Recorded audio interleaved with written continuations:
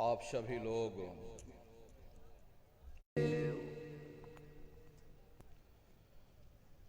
सर्वत्र विराजमान शब्द स्वरूप परम पूज्य स्वामी जी महाराज के श्री चरणों में कोटि कोटि नमन प्रणाम करते हुए इस सत्संग समारोह में पधारे हुए सभी सत्संगी धर्म प्रेमी भाई बहनों को सादर जय गुरुदेव। प्रेमी भाई बहनों, हम आप परम सौभाग्यशाली हैं कि ऐसे कलिकाल में हम लोगों को ये मानव तन, ये मनुष्य शरीर प्राप्त हुआ है। उससे भी परम सौभाग्य की बात है कि उस मनुष्य रूपी मंदिर में बैठ करके हम लोगों को सत्संग सुनने का ये अवसर मिल रहा। सत्संग जल जो कोई पावे, मैलाई सब कट कट जावे। ये सत्संग है, ये कोई किस्से और कहानियां नहीं, नाच गाना ढोल और मजीरा नहीं। ये महात्माओं की अजर अमर वाणियां हैं। यदि आपने ध्यान से सुन लिया तो निश्चय ही आपको अपने मानव जीवन के उद्देश्यों के बारे में पता चलेगा कि आखिर ये मनुष्य शरीर हमको क्यों मिला है, क्या इसका उद्देश्य है, मरने के बाद हम लोग कहां जाएंगे, हमारे रिश्ते नातेदार, हमारे कुटुंब परिवार वाले कहां जाएंगे, कैसे हमारी जीवात्मा का कल्याण होगा। इन सभी प्रश्नों की जानकारी आपको सत्संग के माध्यम से प्राप्त होगी। इसलिए प्रेमी भाई बहनों, जो भी वचन वाणी आपको सुनाई जाए, प्रेम और प्यार के साथ बैठ करके एक एक वचन को बड़े ध्यान के साथ सुनिएगा। महात्माओं के सत्संग में कभी किसी जात और बिरादरी, किसी कौम या मजहब या किसी भी व्यक्ति विशेष की कभी कोई निंदा चुगली आलोचना या किसी की यहां बुराई नहीं की जाती। सत्संग कैसे जानिए, जित एक नाम वखान। सत्संग वह जगह है जहां केवल शब्द या नाम का प्रचार किया जाता, उस मालिक से मिलने का प्रेम और प्यार पैदा किया जाता। हम आप परम सौभाग्यशाली हैं, ये अवसर हम लोगों को मिला हुआ है। तो जो भी थोड़े बहुत वचन आपको सुनाए जाएं, बड़े ध्यान से एक एक वचन को आप लोग सुनिएगा और समझने की कोशिश करिएगा। हम भी ये प्रयास करेंगे कि आपको सरल से सरल भाषा में आप सभी को समझाया जा सके। प्रेमी भाई बहनों, यह मनुष्य शरीर हम लोगों को बड़े सौभाग्य से प्राप्त हुआ है। ये जीवन बहुत अनमोल है। उस परम पिता परमात्मा ने हमको यह जीवन केवल इसीलिए दिया है ताकि हम जीते जी उस प्रभु की भक्ति करके अपनी जीवात्मा का कल्याण करा सकें। ये 5 तत्वों का पुतला, ये पंच भौतिक शरीर हम लोगों को एक निश्चित समय के लिए मिला हुआ, एक निश्चित समय को हम आप नहीं जानते हैं, किंतु जिसका ये मकान है, जिसका ये शरीर है, वो अवश्य ही जानता है। और समय पूरा हो जाने पर मकान मालिक जबरदस्ती इस मकान को खाली करवा देगा। उस समय न जमीन जायदाद काम आएगी, ना ये धन और संपत्ति काम आएगी। जीवात्मा को निकाल करके इस शरीर से बाहर कर दिया जाएगा। ये शरीर हमारा आपका यहीं जमीन पर धड़ाम से गिर पड़ेगा, क्योंकि जीवात्मा के निकल जाने के बाद में ये शरीर सिर्फ एक माटी का पुतला है, उससे ज्यादा कुछ भी नहीं। आप इस मिट्टी के पुतले को ले जाकर शमशान भूमि पर जला करके राख कर दोगे। हमारा आपका नाम, हमारी आपकी जात और बिरादरी उसी शमशान भूमि पर जल करके राख हो जाएगी। प्रेमी भाई बहनों, इस दुनिया में हित मित भाई बंधु, रिश्ते नातेदार, कुटुंब परिवार वाले, इनमें से कोई भी चीज तुम्हारी जीवात्मा को इस अधोगति से बचा नहीं सकती। हम कौन हैं, हम कहां से आए हैं, हमें जाना कहां है, ये मानव मात्र के लिए एक कठिन प्रश्न बना हुआ है। इस प्रश्न का हल तब तक नहीं होगा जब तक इस धराधाम पर कोई संत महात्मा फकीर न मिल जाएं। इसीलिए वह मालिक अति दया और कृपा करके संतों महात्माओं को धरती पर भेजते हैं, और संत महात्मा फकीर यहां पर आकर के हम जीवों को समझाने की कोशिश करते कि भाई हम आए वही देश से जहां तुम्हारो धाम, तुम सबको घर पहुंचावना एक हमारो काम। हम उसी देश से आए हैं जिस देश के तुम रहने वाले हो, परंतु तुम अपने सच्चे देश को छोड़ करके इस झूठे काल और माया के देश में फंस गए। यह देश तुम्हारा देश नहीं, तुम्हारा देश सचखंड है। ये कौम तुम्हारी कौम नहीं, तुम्हारी कौम सतनाम है, और ये जीवात्मा उस सतनाम रूपी समुद्र की बूंद है। इस बूंद को समुद्र से मिलाओ, यानी जीवात्मा को उस परमात्मा से मिलाओ। वो परमात्मा है, वो आपको मिलेगा, जीते जी मिलेगा, इसी मनुष्य शरीर में मिलेगा।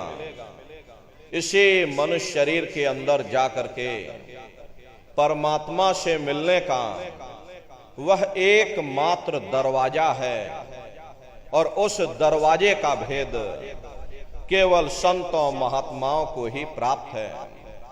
ये दुनिया के लोग, दुनिया की आवाम जनमानस दुनिया के ज्ञान को पढ़ करके अहंकार में डूबे रहते हैं कि हमसे बड़ा कोई ज्ञानी यहां नहीं है। लेकिन उनको ये नहीं मालूम, जहां ये दुनिया का ज्ञान समाप्त होता है, उसी के सिर की चोटी से ये आध्यात्मवाद, आत्मा और परमात्मा का ये गूढ़ ज्ञान, रहस्य विज्ञान प्रारंभ होता।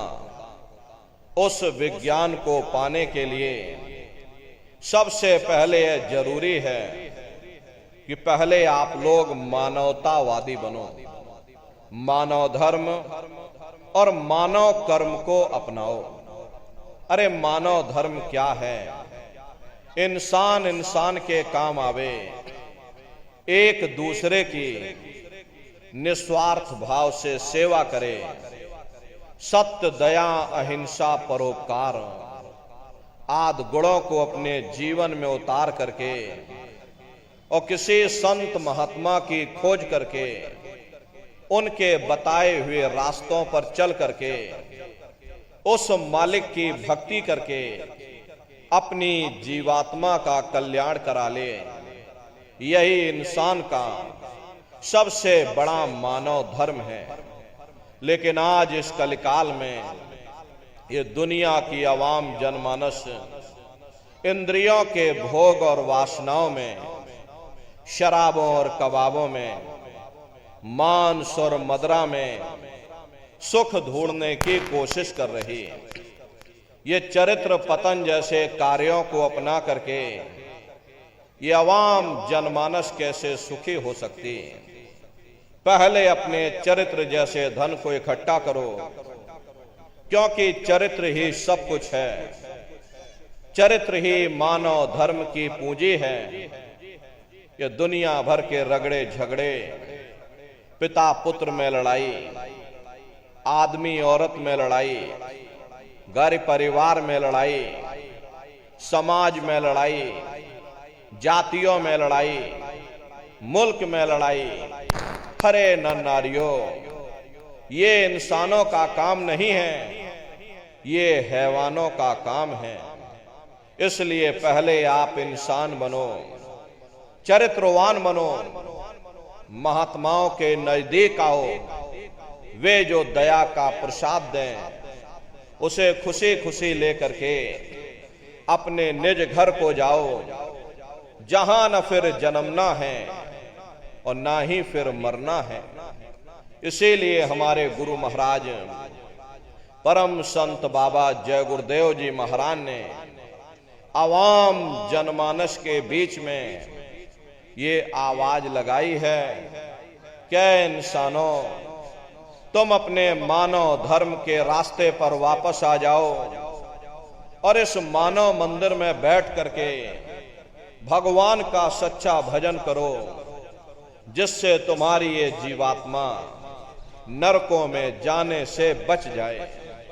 अरे हम माने ना माने, लेकिन संत महात्मा त्रिकालदर्शी होते हैं, वे सब कुछ जानते हैं। अगर हम उनके वचनों को मान जाएंगे तो हम लोग बच जाएंगे, नहीं तो खाई और खंदक में जा करके गिर जाएंगे। इसीलिए अभी वक्त है उस मालिक से सच्ची प्रार्थना करने का, भगवान के सामने अपने गुनाहों की माफी मांगने का, धर्म मजहब के नाम पर लड़ने झगड़ने का नहीं, जात बिरादरी के नाम पर लड़ने झगड़ने का नहीं। हमने बहुत लड़ लिया, बड़े बड़े झगड़े और फसादें की, बड़ी बड़ी नुक्ताचीनी की, सिवाय नफरत के हमको क्या मिला? नफरत की ऐसी ज्वाला जली जिसमें घर जल गया, परिवार जल गया, समाज जल गई, जातियां जल गई, अब सारा देश जल गया। इसीलिए सारी मानवता बहुत थक गई। हर कोई ऐसी छांव चाहता है जहां उसे ठंडक मिले, शांति और सुकून मिले, और ये सब वहीं मिल सकते हैं जहां शांत के संदेश होते हैं, सुकून के संदेश होते हैं, मानव धर्म और मानव कर्म के संदेश होते हैं। और ये संदेश केवल संत महात्मा फकीर देते हैं, जो समदर्शी होते हैं, जो समस्त जीवों के अंदर उस प्रभु के अंश को देखते हैं। ऐसे समदर्शी उन महात्माओं की खोज करो। ये मत देखना कि महात्मा किस जाति के हैं, महात्मा किस बिरादरी के हैं, अरे जातियां कर्म के अनुसार बनाई गई, जन्म के अनुसार नहीं। मनुष्य की एक ही जाति है, वो है मानव जाति। और इसी मानव जामे में बैठ करके हमें उस मालिक की भक्ति करनी है। प्रेमी भाई बहनों, सुपच जाति के भंगे थे। रैदास जी महाराज जाति के हरिजन थे। मीराबाई जाति की छत्राणी थी। अगर वे सब उस मालिक को प्राप्त कर सकते हैं तो आप भी उस मालिक को प्राप्त कर सकते हो। लेकिन बगैर महात्माओं के, बगैर गुरु के कोई भी जीव इस संसार समुद्र से ना कोई पार हुआ और ना ही कोई हो सकता। ये समुद्र ऐसा है जिसके ना इस किनारे का पता, ना उस किनारे का पता, कोई नहीं जान सकता है। ये दुनिया कब बनी, कितनी बार प्रलय और महाप्रलय हो गई, लेकिन इतना जरूर मालूम है कि जिस दिन से दुनिया बनी है हम लोग यहीं पर भटका खा रहे हैं। अगर इधर से हवा चली, नैया हमारी उधर चली गई, और कहीं उधर से हवा चल गई, हमारी नैया डगमगाते हुए इधर चली गई।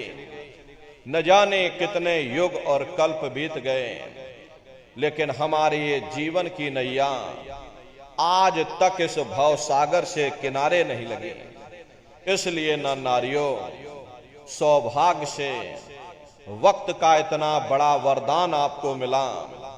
ये मानव तन आपको मिल गया, ये मनुष्य शरीर आपको मिल गया। न जाने किस महात्मा की दया हो गई, न जाने कौन से जन्म जन्मांतरों के शुभ पुण्य कर्म उदय हो गए जो आपको ये मनुष्य शरीर मिल गया। अरे अब की बार ये मौका तुमको मिल गया है। मिले नरदेह यह तुमको, और बनाओ काज कुछ अपना। पचो मत या इस जग में, जानियो रैन का सपना। प्रेमी भाई बहनों, जैसे रात में हम लोग स्वप्न देखते हैं, हालांकि उस समय पर हमें स्वप्न सच मालूम पड़ता है, असली प्रतीत मालूम होता है। लेकिन जब हम लोग सुबह उठते हैं, जब हमारी आंखें खुलती हैं, तब हमें होश आता है, नहीं भाई हम तो स्वप्न देख रहे थे, ये सब भ्रम है। ठीक उसी प्रकार से ये दुनिया भी 10-20-100 साल का स्वप्न है। अब आप कहोगे हम जाग रहे, परंतु प्रेमी भाई बहनों, ऐसा हरगिज नहीं है। जिस दिन मौत का वक्त आएगा, अरे हम लोग रोएंगे, हाय हाय करके चिल्लाएंगे कि हाय हमने सारी जिंदगी यूं ही स्वप्न में गुजार दी। जागने का समय तो अभी आया था, जो कुछ करना था अभी करना था। लेकिन प्रेमी भाई बहनों, अब पछताए होत क्या जब चिड़िया चुग गई खेत। महात्मा प्रेम से जीवों को समझाते हैं कि भाई देह और गृह सब झूठा, और भरम में काहे को खपना। ये घर बार हमारा अपना नहीं, अरे पराया देश है। ये सराय खाना है, ये मुसाफिर खाना है। ये शरीर भी तुम्हारा अपना नहीं, ये भी काल का पिंजरा है, किराए का मकान है, पराया मकान है। अरे किसी को 40-50 साल के लिए मिला, किसी को 80-90-100 साल के लिए मिल गया। जितने जितने श्वास उस मालिक ने बख्शे हैं, उसे भुगतने के बाद में हमें शरीर को यहीं छोड़ जाना। श्वास दुधारा नित्य ही जारी, एक दिन खाली चाम। प्रेमी भाई बहनों, एक तालाब पानी से चाहे कितना भी क्यों ना भरा हो, आप एक छोटी सी नाली काटकर खोल दीजिए, तालाब में छोटा सा छेद कर दीजिए, तो सारा पानी ही तालाब से बाहर निकल जाएगा।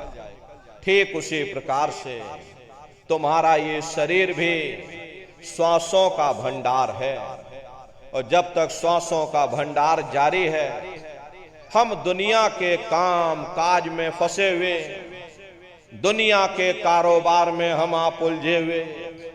लेकिन जिस वक्त ये श्वासों का भंडार खाली होगा, अरे टेलीफोन खड़क जाएंगे, तार पहुंच जाएंगे, संदेश पहुंच जाएंगे, सब रिश्ते नातेदार, सब कुटुंब परिवार वाले, सब अड़ोस पड़ोस वाले मिनटों सेकंडों में इकट्ठा हो जाएंगे।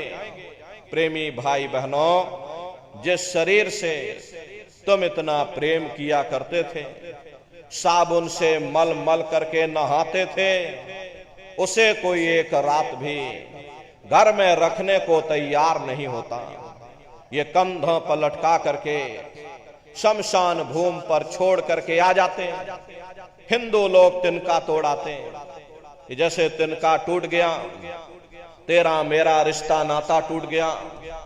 मुसलमान ईसाई लोग खाक की मिट्टी कब्र में डाल देते कि जो मेरे लिए खाक की मिट्टी है वह मेरे लिए तू है।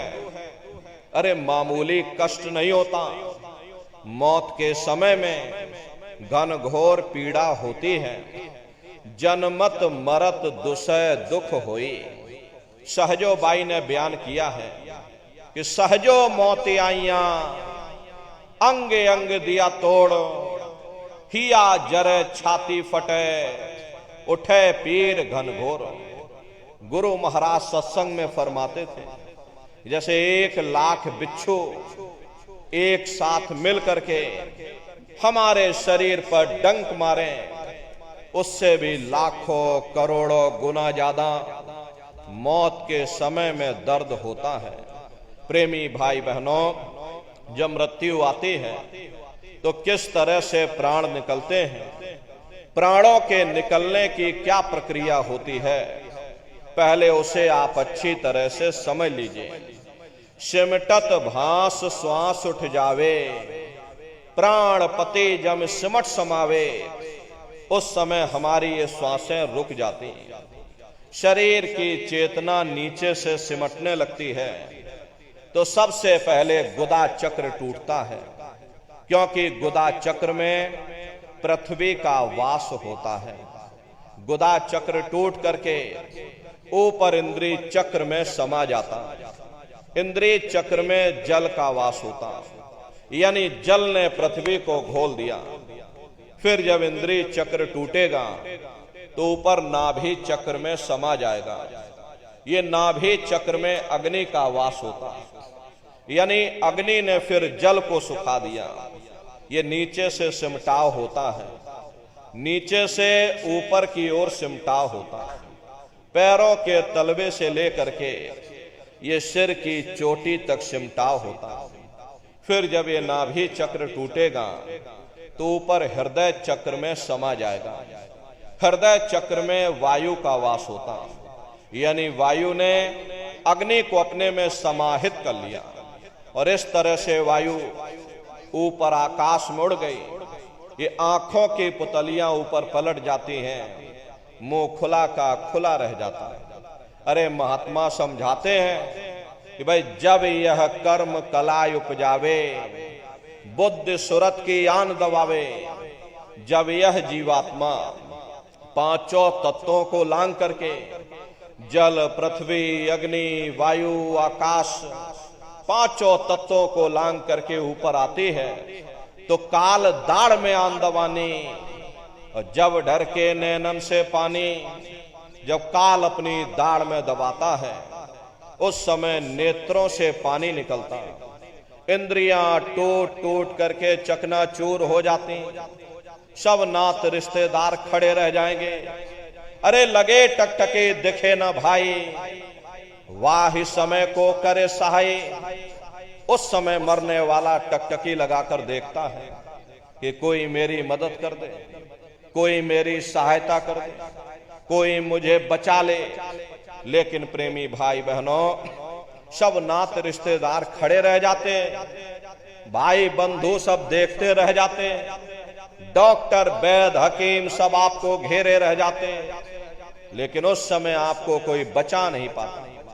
जम के दूत घेर चौफेरा, निक्षय प्राण छोड़ के डेरा। यमदूत आते हैं, प्राणों की डोरी को तोड़ देते हैं और जीवात्मा को खींच करके इस शरीर से बाहर कर दिया जाता है। और जैसे ही जीवात्मा शरीर से अलग हुई, ये शरीर हमारा मिट्टी हो जाता है। अरे इस मिट्टी को ले जा करके तुम शमशान भूमि पर जला करके राख कर देते हैं। हाड़ जले जैसे लाकड़ी, केस जले जैसे घास, और कंचन जैसी एक काया ढह गई और कोई ना आवे पास। ये कहानी हमारी आपकी यही समाप्त हो गई। ये जात बिरादरी के रगड़े झगड़े, ये नाम, ये रुतबा, ये शानो शौकत, ये पद और प्रतिष्ठा, ये प्रधानी और ये कलेक्टरी, ये सब तुम्हारी यही समाप्त हो गई। लेकिन उधर देखो क्या होता, तुम्हारी जीवात्मा को ले जा करके ऊपर धर्मराज की कचहरी में पेश कर दिया जाता। वहां पलक झपकते ही तुम्हारे अच्छे और बुरे कर्मों का हिसाब किताब हो जाता है। धर्मराज तुमको सजा सुना देते, ले जाओ इनको फलाने नरक में डाल दो, क्योंकि मैंने इनको मौका दिया था। जब ये मां के घर में उल्टे लटके हुए थे, सिर इनका जब नीचे था, पैर जब इनके ऊपर थे, मां के घर में जब ये उल्टे लटके हुए थे, जठराग्नि में जब ये तप रहे थे, उस समय इन्होंने मुझसे प्रार्थना की थी कि हे मालिक, अब प्रभु कृपा करो वे भांति, और सब तज भजन करह दिन राति। कि हे परमात्मा, इस बार हमको मौका दे दो, हमको मनुष्य शरीर दे दो, हम भजन करेंगे, भक्ति करेंगे, हम अपनी जीवात्मा का कल्याण करेंगे। तो मैंने इनकी प्रार्थना को स्वीकार कर लिया और इनको मैंने सुंदर सा ये मनुष्य शरीर दे दिया और कह करके मैंने भेजा था कि भाई ये मनुष्य शरीर, ये किराए का मकान है, ये तुम्हारा अपना नहीं है। अगर ये तुम्हारा अपना होता तो हमेशा तुम्हारे पास रहता।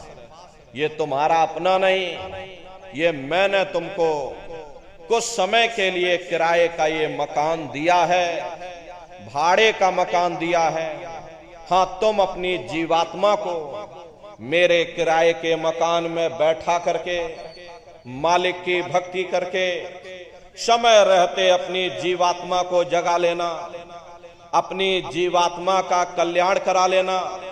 मैंने कुछ समय के लिए तुम सबको ये किराए का मकान दिया है, और जब समय पूरा होगा तो मैं अपने सिपाहियों को ऊपर से भेजूंगा और उस समय पर तुम मेरे किराए के मकान को खाली कर देना।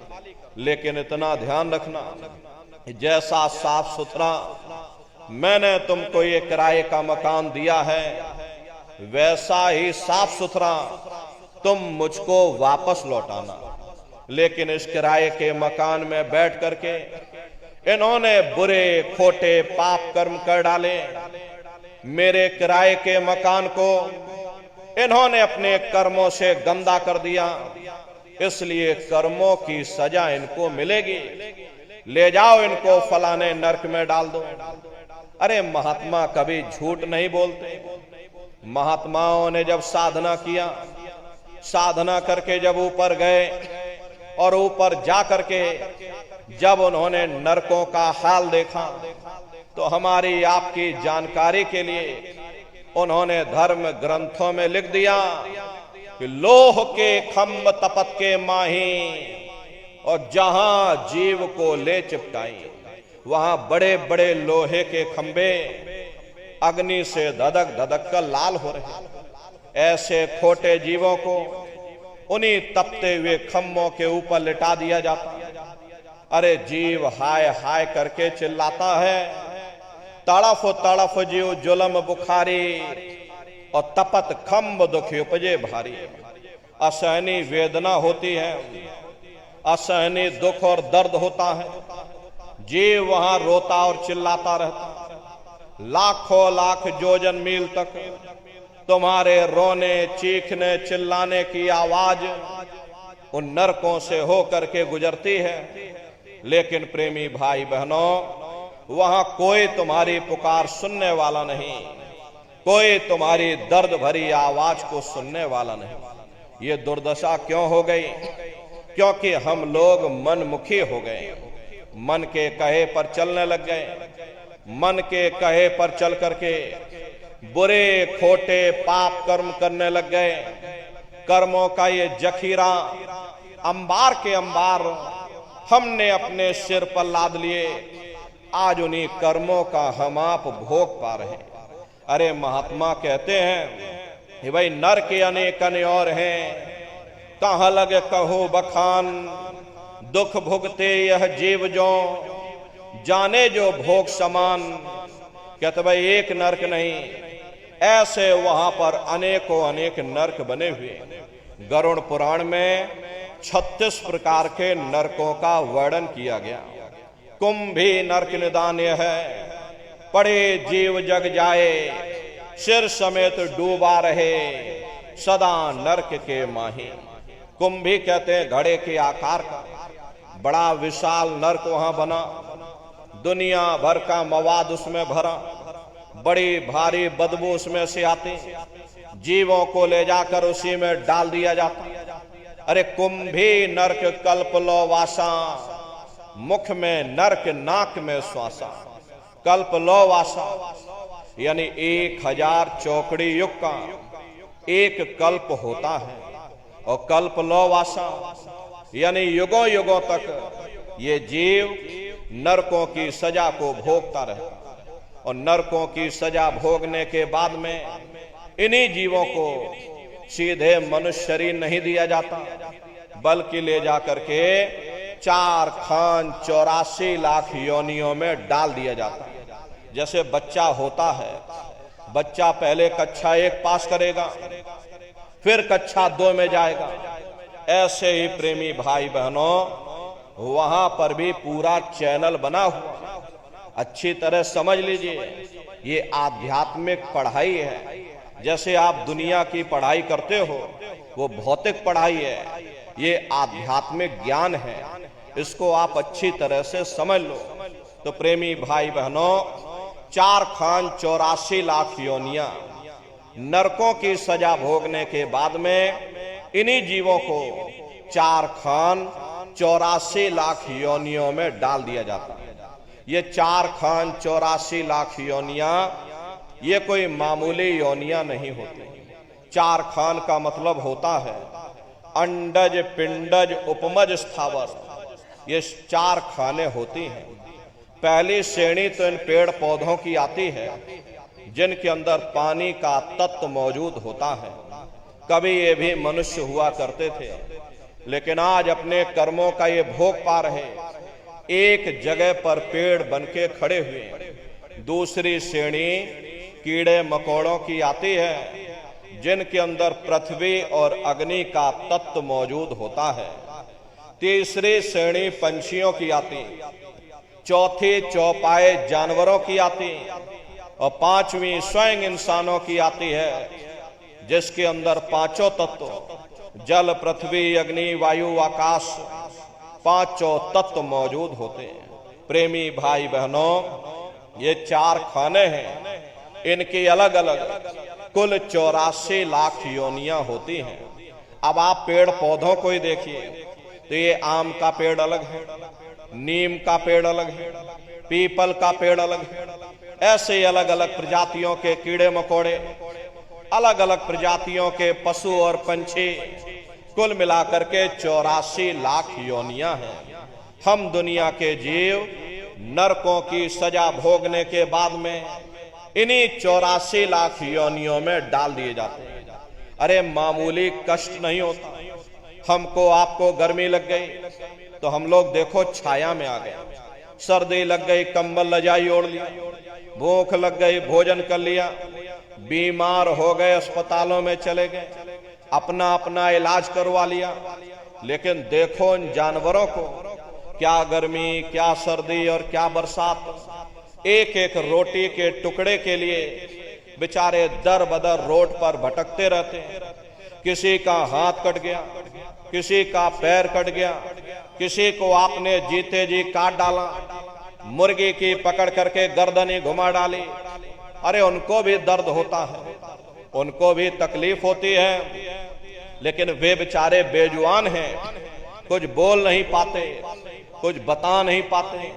हम लोगों के अंदर ये जुबान है, हम लोग बोल बता देते हैं, वे सिर्फ रोते और चिल्लाते रहते। अरे कौन उनकी पुकार सुनने वाला, कौन उनकी दर्द भरी आवाज को सुनने वाला, कौन सी अदालत में जाकर के वे बेचारे दरवाजा खटखटाएं, कौन मजिस्ट्रेट उनकी फरियाद को सुनेगा। प्रेमी भाई बहनों, कोई सुनने वाला नहीं है। अरे कई जन्म भय कीट पतंगा, कई जन्म भय मीन कुरंगा, कई जन्म पंखी सर्प होयो, कई जन्म है वर वृक्ष जोयो, मिल जगदीश मिलन की वरिया, चिरंकार यह देश सजरिया। करोड़ों करोड़ युगों से हम आप नरकों की सजा भोगने के बाद में फिर कभी कीड़े पतंगों की योनि में डाल दिए जाते, कभी पेड़ पौधों की योनि में डाल दिए जाते, तो कभी हम लोगों को पशु और पंछियों की योनि में डाल दिया जाता। प्रेमी भाई बहनों, 84 लाख योनियों की सबसे जो आखिरी योनि होती है वो गाय और बैल की योनि होती है। अरे गाय स्त्री का रूप लेती है और बैल पुरुष का रूप लेते हैं। ये 84 लाख योनियों की सबसे आखिरी योनि यानी कि अंतिम पायदान होता है। उसके बाद तब जाकर के हम लोगों को दोबारा फिर से मनुष्य शरीर प्राप्त होता। इसीलिए कहा गया कि बड़े भाग्य मानुष तन पाया, कोट जन्म जब भटका खाया। कोटान कोट जन्म जन्मांतरों तक अलग अलग योनियों में भटकने के बाद में तब बड़े सौभाग्य से तुम लोगों को ये मनुष्य शरीर प्राप्त हुआ है।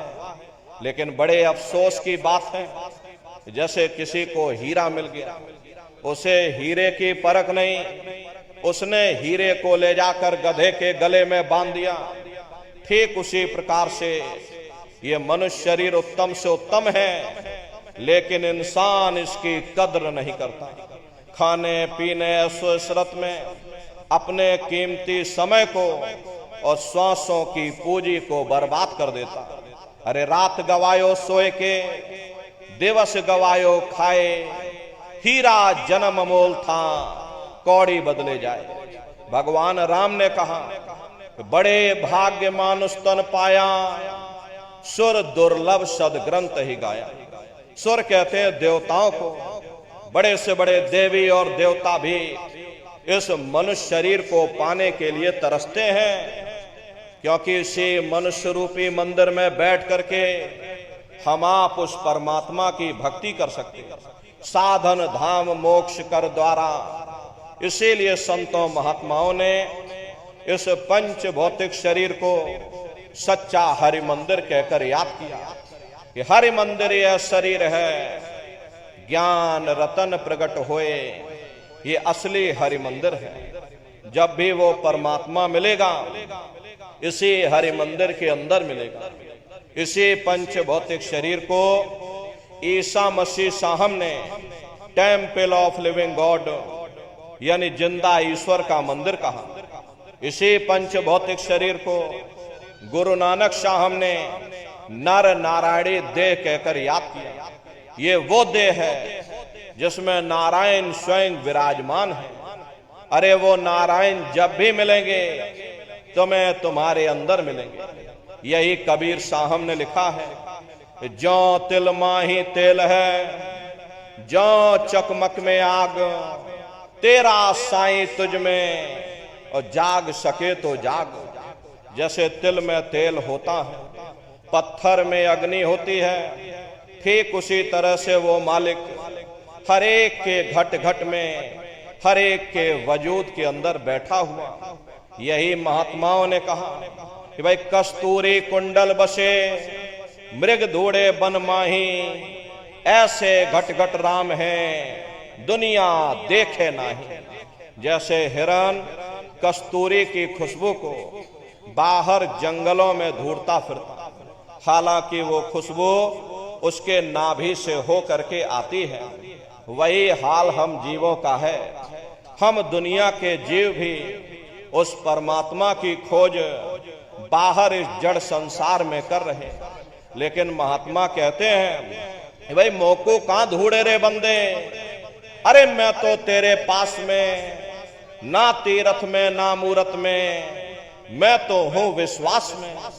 ना मैं तीरथ में मिलूंगा, ना मैं मूरत में मिलूंगा, ना मैं अन्य किसी कर्म कांड में मिलूंगा, ना मैं ग्रंथों में मिलूंगा, ना मैं पोथियों में मिलूंगा, ना ही मैं इन किताबों में मिलूंगा।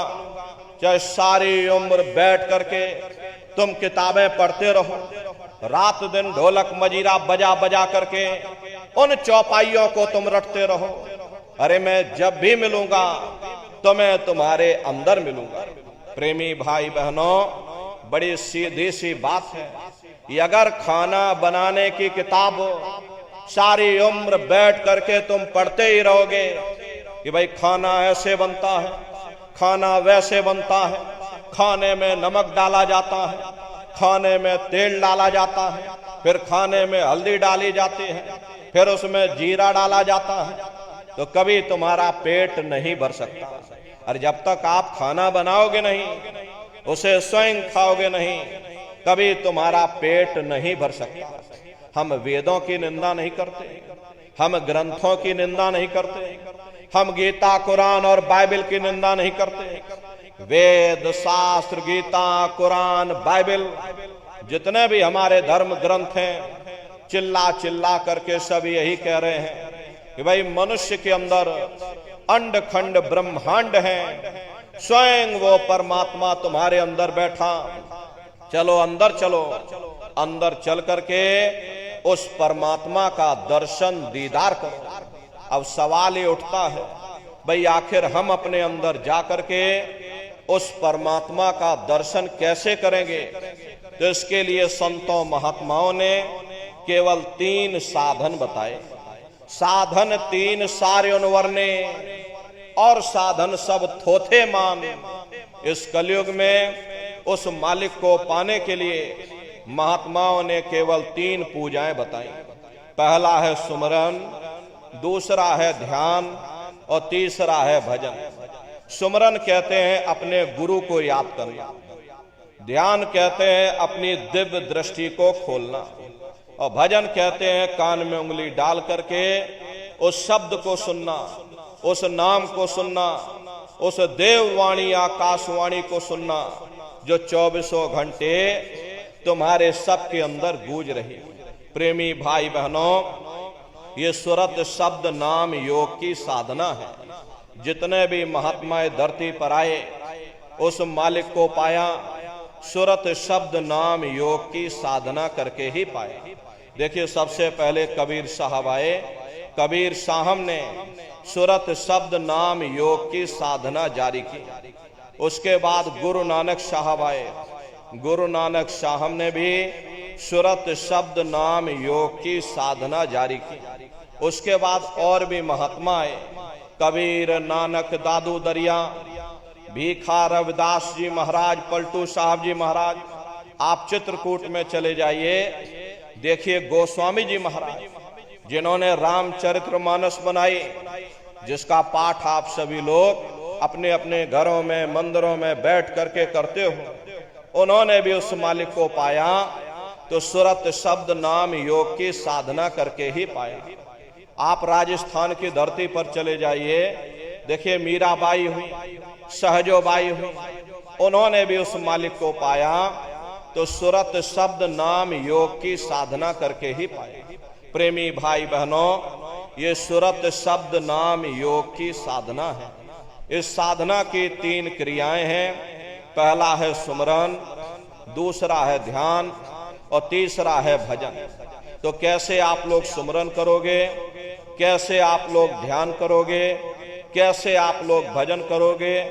बहुत से नए प्रेमी भाई बहन बैठे हुए हैं, तो सुमरन ध्यान और भजन कैसे करना है बैठ करके आप सभी लोग अच्छी तरह से समझ लेना और फिर घर पर जा करके करिएगा।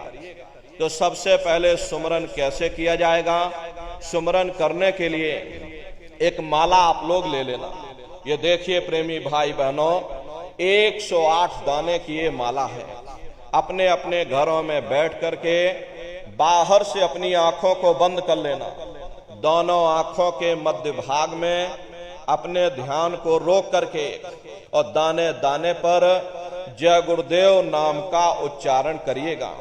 हर दाने पर जय गुरुदेव नाम, हर दाने पर जय गुरुदेव नाम, जय गुरुदेव जय गुरुदेव जय गुरुदेव जय गुरुदेव, कुल 108 बार करिएगा। दोबारा इसी जगह फिर वापस आ जाओगे। जब आप जय गुरुदेव नाम का उच्चारण करोगे तो दोनों आंखों के मध्य भाग में अपने ध्यान को रोक करके और दाने दाने पर जय गुरुदेव नाम का उच्चारण करिएगा। जिसको आप याद कर रहे हो, एक समय ऐसा आएगा वो अंतर में तुम्हारे सामने प्रकट हो जाएगा। उसके स्वरूप को देख लेना, फिर उसी के स्वरूप को याद करके जय गुरुदेव नाम का सुमरन सभी नए प्रेमी भाई बहन करिएगा। दूसरी बार फिर यहीं से जय गुरुदेव नाम का सुमरन, तीसरी बार फिर यहीं से जय गुरुदेव नाम का सुमरन। इस तरह से कुल 8 बार जय गुरुदेव नाम का सुमरन सभी नए प्रेमी भाई बहन करिएगा। और 8 बार करने के बाद में ये माला आप रख देना। प्रेमी भाई बहनों, ये जय गुरुदेव नाम किसी साधारण इंसान का नाम नहीं, ये स्वयं उस अनामी महाप्रभु का नाम है। समय समय पर संत महात्मा फकीर अपने अपने समय पर आकर के अपनी साधना के द्वारा उस मालिक के नाम को जगाते हैं, उस मालिक के नाम को सिद्ध करते हैं। जैसे कबीर साहब आए, कबीर साहब ने साहिब नाम सिद्ध किया। गुरु नानक साहब आए, गुरु नानक साहब ने वाहिगुरु नाम सिद्ध किया। गोस्वामी जी महाराज आए, गोस्वामी जी महाराज ने राम नाम सिद्ध किया। मीराबाई आई, मीराबाई ने गिरधर नाम सिद्ध किया। सूरदास जी महाराज आए तो सूरदास जी महाराज ने श्याम नाम सिद्ध किया। इसी तरह से हमारे गुरु महाराज जय गुरुदेव नाम सिद्ध करके गए। जय गुरुदेव नाम का जहाज लगा कर गए। अगर इस जहाज पर सारी दुनिया बैठेगी, ये जहाज सारी दुनिया को पार करेगा। एक साध है सब सद है, सब साध है सब जाए। पहले अपने गुरु की उंगली पकड़ लो, क्योंकि गुरु तुम्हारा सच्चा रहबर है। गुरु बिन भव निज तरह न कोई, बगैर गुरु के तुम्हारी ये जीवात्मा इस भव सागर से पार नहीं जा सकती। गुरु गोविंद दो खड़े और काके लागू पाई, बलिहारी गुरु आपने जिन गोविंद दियो बताई। महिमा उन्हीं की है जिन्होंने उस गोविंद को लखा दिया। इस संसार में हमारे 3 तरह के गुरु होते हैं। पहले गुरु हमारे माता पिता होते हैं, जो हमें जन्म देते हैं, हमारा पालन पोषण करते हैं, बचपन से हमारे अंदर संस्कार डालते हैं। ये माता पिता हमारे पहले गुरु होते हैं। दूसरे गुरु हमारे शिक्षक होते हैं, जो हमें स्कूलों में कॉलेजों में हमें जो भौतिक ज्ञान देते हैं, ये हमारे दूसरे गुरु होते हैं। तीसरे हमारे आध्यात्मिक गुरु होते, जो हमारी जीवात्मा को इस भव सागर से पार ले जाते हैं।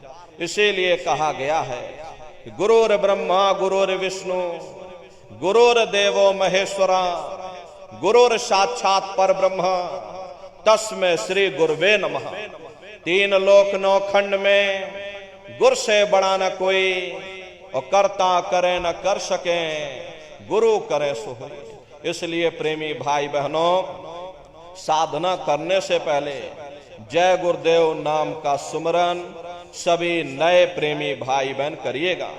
और सुमरन करने के बाद में फिर आप लोग ध्यान पर बैठिएगा।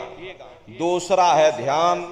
ध्यान कहते हैं दृष्टि को एकाग्र करना, अपनी दिव्य दृष्टि को खोलना, अपने शिव नेत्र को खोलना, अपने तीसरे नेत्र को खोलना।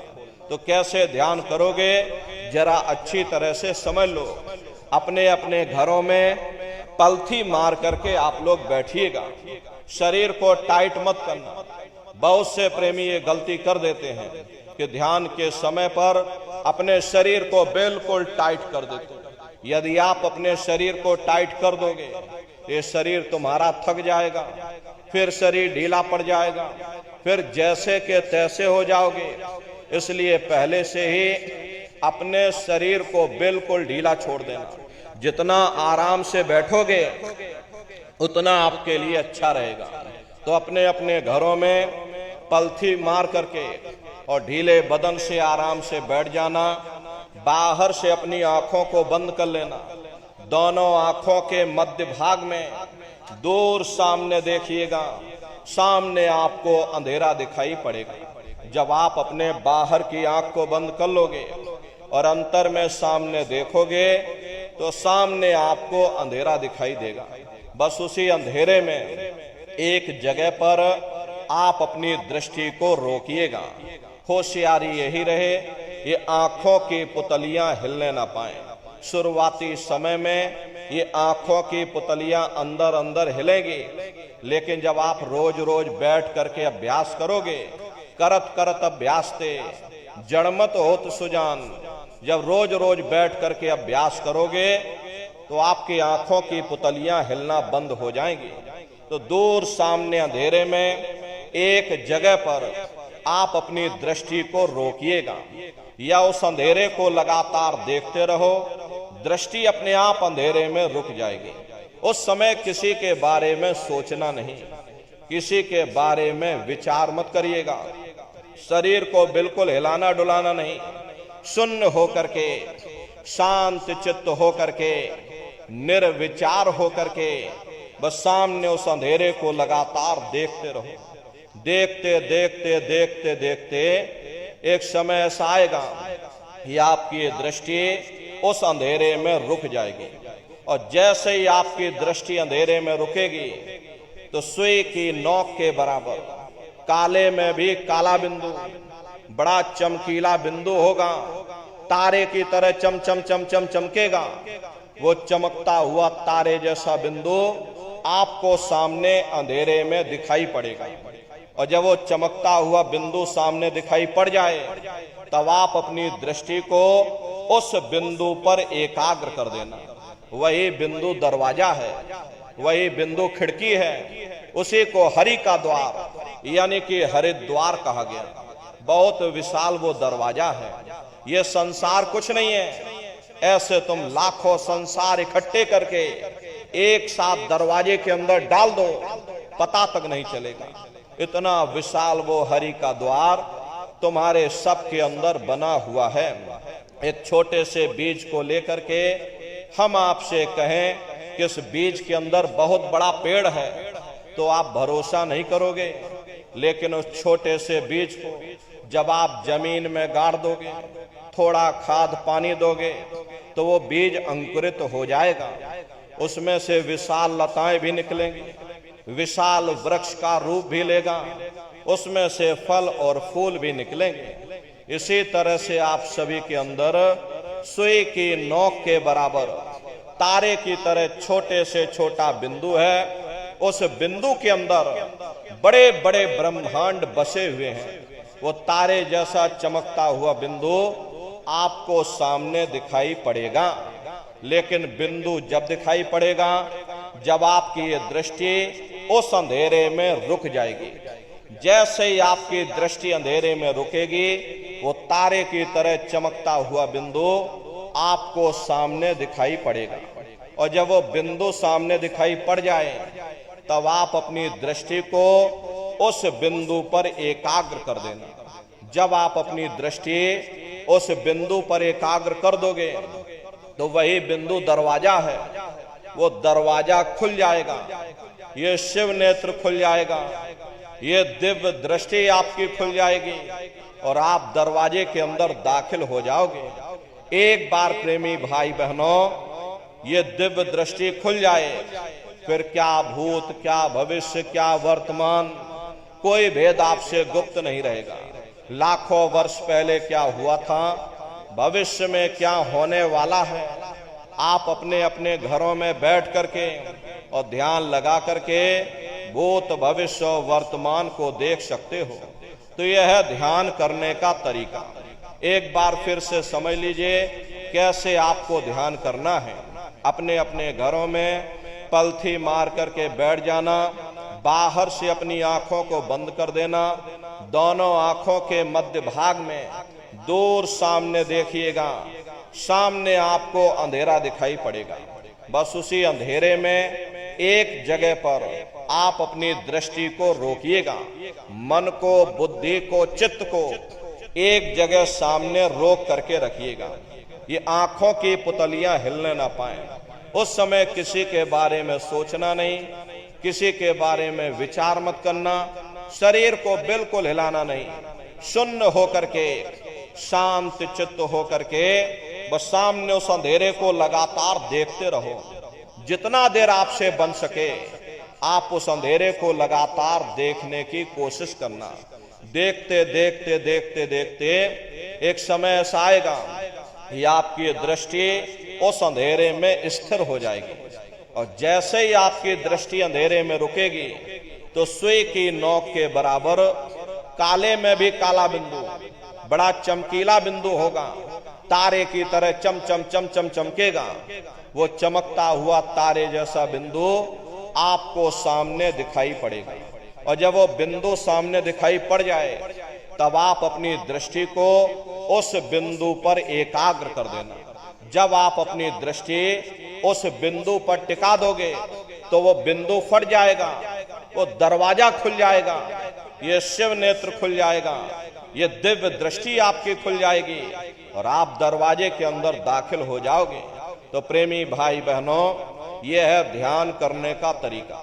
और तीसरा है भजन। अरे गाने बजाने का नाम भजन नहीं है। ये नाच गाना, ढोल मजीरा, हारमोनियम, तबला, सारंगी, इसका नाम भजन नहीं है। भजन कहते हो शब्द को सुनना, उस नाम को सुनना, उस देववाणी आकाशवाणी को सुनना जो 24 घंटे तुम्हारे सबके अंदर बराबर गूंज रही है। तो कैसे आप लोग भजन करोगे, जरा अच्छी तरह से समझ लीजिए। ये दोनों उंगली कानों में डाल करके ये कानों को बंद कर लेना। कान इसीलिए बंद किए जाते हैं ताकि बाहर की कोई आवाज सुनाई न पड़े। अपनी सुविधा से बैठिएगा, कुर्सी पर चाहे कुर्सी पर बैठ जाओ, सोफे पर चाहे सोफे पर बैठ जाओ, या कोई तकिया इस तरह से रख लेना और दोनों कोहनी यहां रख करके दोनों उंगली कानों में डाल करके ये कानों को बंद कर लेना। बहुत सी हमारी माताएं बहनें बूढ़े बुजुर्ग हैं, अरे भाई आपके घुटनों में दर्द होता होगा, नहीं बैठ पाते हो तो आप लेट करके भजन करिए। ऐसे सीधे लेट जाओ और लेटे लेटे आंख और कान को बंद कर लो। मतलब तो आंख और कान को बंद करना है, चाहे आप लेट करके करो या चाहे आप बैठ करके करो। यही कहा गया कि भाई आंख कान मुख बंद कराओ, अनहद झिंगा शब्द सुनाओ। यानी पहले अपनी आंख को बंद करो, अपने मुख को बंद करो, दोनों उंगली कानों में डाल करके ये कानों को बंद कर लो और ऊंचे से ऊंचा ध्यान दे करके उस आवाज को सुनने की कोशिश करो। प्रेमी भाई बहनों, जब आप अपने कानों को बंद करके अंतर में गौर से सुनोगे तो आपको ऐसा अनुभव होगा कि कहीं सीटी जैसी आवाज हमारे कानों में बज रही।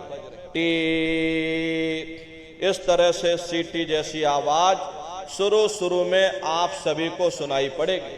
शाम को अपने अपने घरों में जाकर बैठिएगा, ये कानों को जरा बंद कर लेना और गौर से ध्यान दे करके सुनिएगा तो सीटी जैसी आवाज आप सभी को सुनाई पड़ेगी।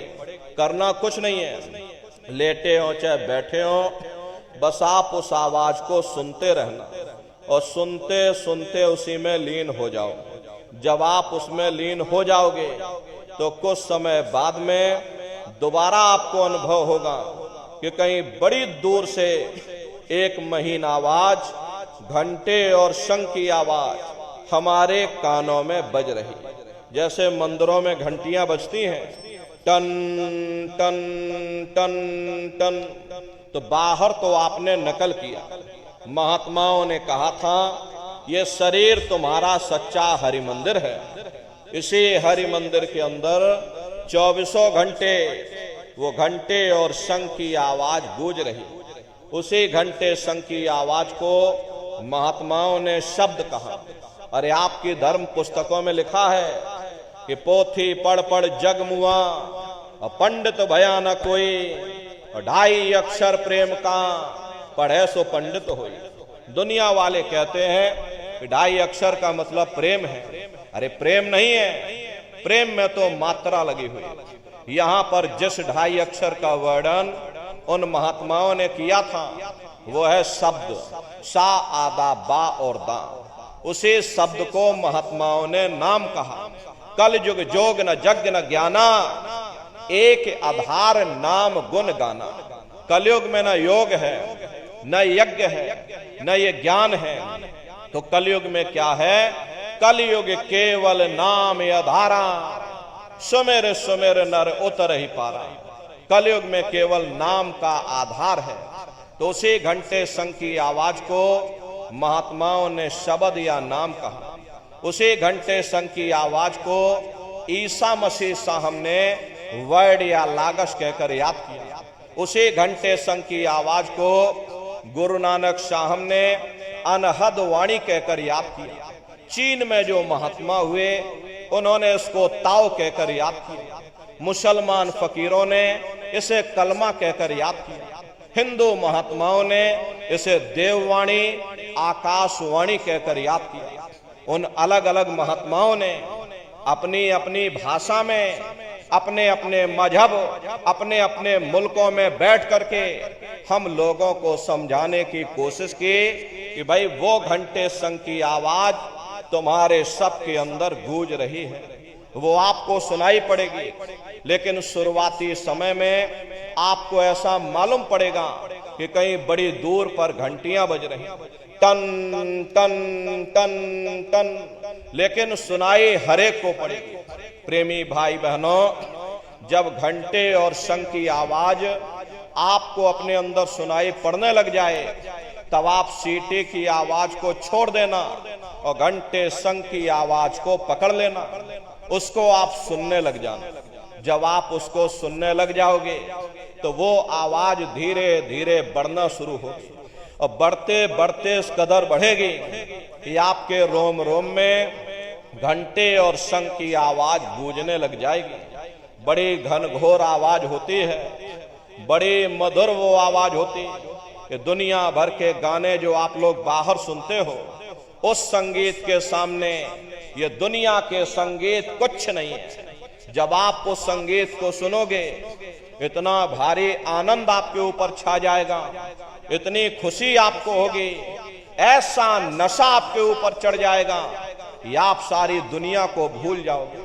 अरे शंकर भगवान को वही नशा चढ़ा था। शंकर भगवान कोई गांजा भांग नहीं पीते थे। ये तो हमने आपने शंकर भगवान को भी बदनाम कर दिया कि शंकर भगवान गांजा भांग पीते थे तो चलो हम भी गांजा भांग फूकेंगे और सबके सब गजेड़ी हो गए।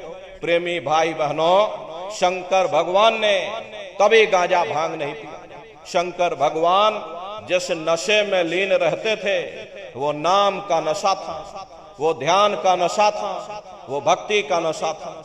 जब आप उस आवाज को सुनोगे तो आपको भी वो नशा चढ़ जाएगा, क्योंकि उस आवाज में चुंबक है। जब आप उस आवाज को सुनोगे तो वो आवाज आपको अपनी ओर खींचेगी और जब खिंचाव होगा तो जीवात्मा का फैला हुआ प्रकाश 9 दरवाजों से सिमटने लगेगा। अब ये 9 दरवाजे कौन कौन से हैं? देखो प्रेमी भाई बहनों, अच्छी तरह से आप लोग समझिएगा, ये बहुत बड़ा विज्ञान है। दुनिया का विज्ञान जब समाप्त हो जाएगा तो ये विज्ञान प्रारंभ होगा। यही सच्चा सनातन विज्ञान है जो ऋषियों मुनियों ने समझाया, जिसको ये संसार भूल गया, बाहरी पाखंड में और कर्म कांडों में उलझ गया। तो आज सच्चे सनातन विज्ञान को समझने की जरूरत है। तो ये 9 दरवाजे कौन कौन से हैं? 2 आंख, 2 कान, 2 नाक के सुराख, 1 मुंह, 2 मलमूत्र का रास्ता, ये शरीर के 9 दरवाजे हैं। सबसे पहला दरवाजा गुदा चक्र आता है। गुदा चक्र में गणेश जी वास करते हैं। गणेश जी वहां के मालिक हैं। ये 4 दल का कवल है। यहाँ पर पृथ्वी तत्व पाया जाता है। उसके ऊपर इंद्रिय चक्र आता है। इंद्रिय चक्र में ब्रह्मा जी वास करते हैं। ब्रह्मा जी वहां के मालिक हैं। ये 6 दल का कवल है। यहाँ पर जल तत्व पाया जाता है। उसके ऊपर ये नाभि चक्र आता है। नाभि चक्र में विष्णु जी वास करते हैं। विष्णु जी यहाँ के मालिक हैं। ये 8 दल का कवल है। यहाँ पर अग्नि तत्व पाया जाता है। उसके ऊपर ये हृदय चक्र आता है। हृदय चक्र में शिव जी वास करते हैं। शिव जी यहाँ के मालिक हैं। ये 12 दल का कवल है। यहाँ पर वायु तत्व पाया जाता है। अरे वास तो वो ऊपरी मंडलों में, ऊपरी लोकों में वास करते हैं, लेकिन उनका प्रकाश, उनकी किरणें इन चक्रों पर पड़ती हैं। उसी के ऊपर एक कंठ चक्र आता है। यहाँ पर आद्या महाशक्ति की किरणें पड़ती हैं। ये 16 दल का कवल है। और आप सबसे ऊपर, तुम्हारी जीवात्मा सबसे ऊपर दोनों आंखों के मध्य भाग में बैठी है, जहां पर ये देवियां बिंदी लगाती हैं और पुरुष जहां पर ये टीका लगाते हैं।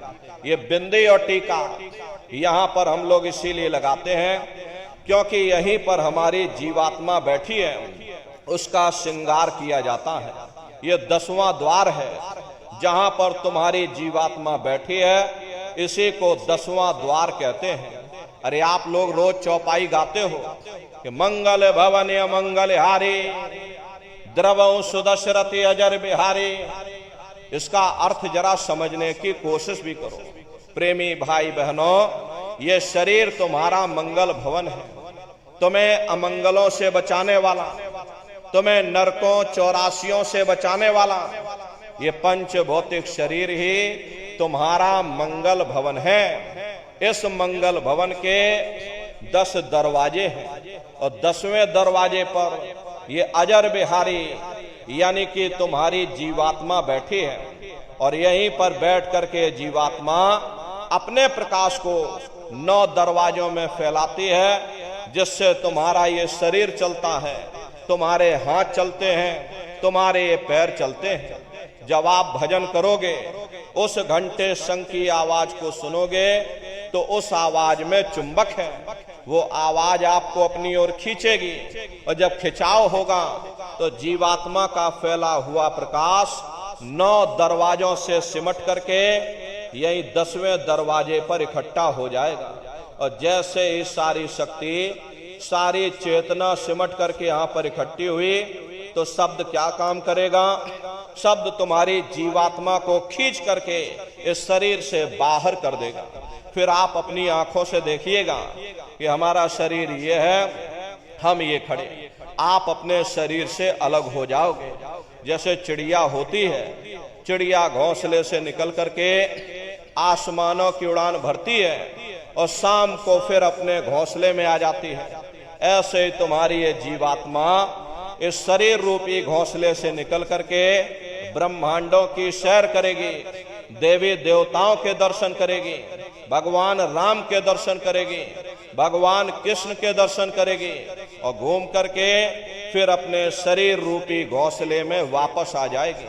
प्रेमी भाई बहनों, ये ब्रह्मा विष्णु महादेव जिनकी सारी दुनिया पूजा करती है, अरे आप सभी लोग ब्रह्मा विष्णु महादेव की पूजा करते हो और पूजा करते करते आपका ये जीवन बीत गया।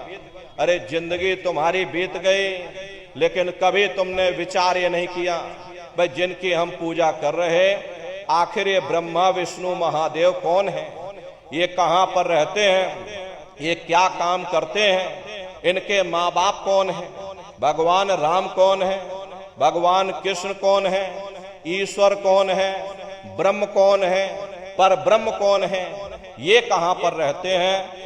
तो जरा संक्षिप्त में आप समझिएगा। क्योंकि अगर हम इसका वर्णन करेंगे तो लाखों वर्ष लग जाएंगे, एक लोक का वर्णन नहीं हो पाएगा। इतने विशाल लोक इस आसमान के ऊपर बने हुए, वैज्ञानिक लोग इसकी खोज कर रहे हैं। कोई चंद्रमा तक चंद्रयान को भेज रहा, कोई मंगल ग्रह पर मंगलयान को भेज रहा, लेकिन प्रेमी भाई बहनों, इस संसार की धातु वहां तक नहीं पहुंच पाएगी। तो किन किन मंडलों को पार करते हुए तुम्हारी ये जीवात्मा अपने 5वें मंडल पर यानी कि सचखंड में पहुंचेगी। रास्ते में कौन कौन से लोक मिलेंगे, उस लोक के कौन कौन से राजा मिलेंगे, तो जरा संक्षिप्त में आप समझ लीजिए।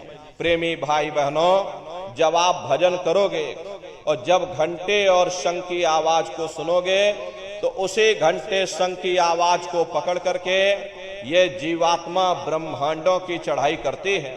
पलक झपकती है जीवात्मा खरबों योजन ऊपर चली जाती है। ये चांद सूरज सितारों को पार करने के बाद में सबसे पहले जो आपको लोक मिलेगा, उसे महात्माओं ने शिवलोक कहा। शिवलोक तमोगुणी स्थान है, वहां के मालिक शिव जी हैं, तो पार्वती जी के साथ उस लोक में विराजमान है।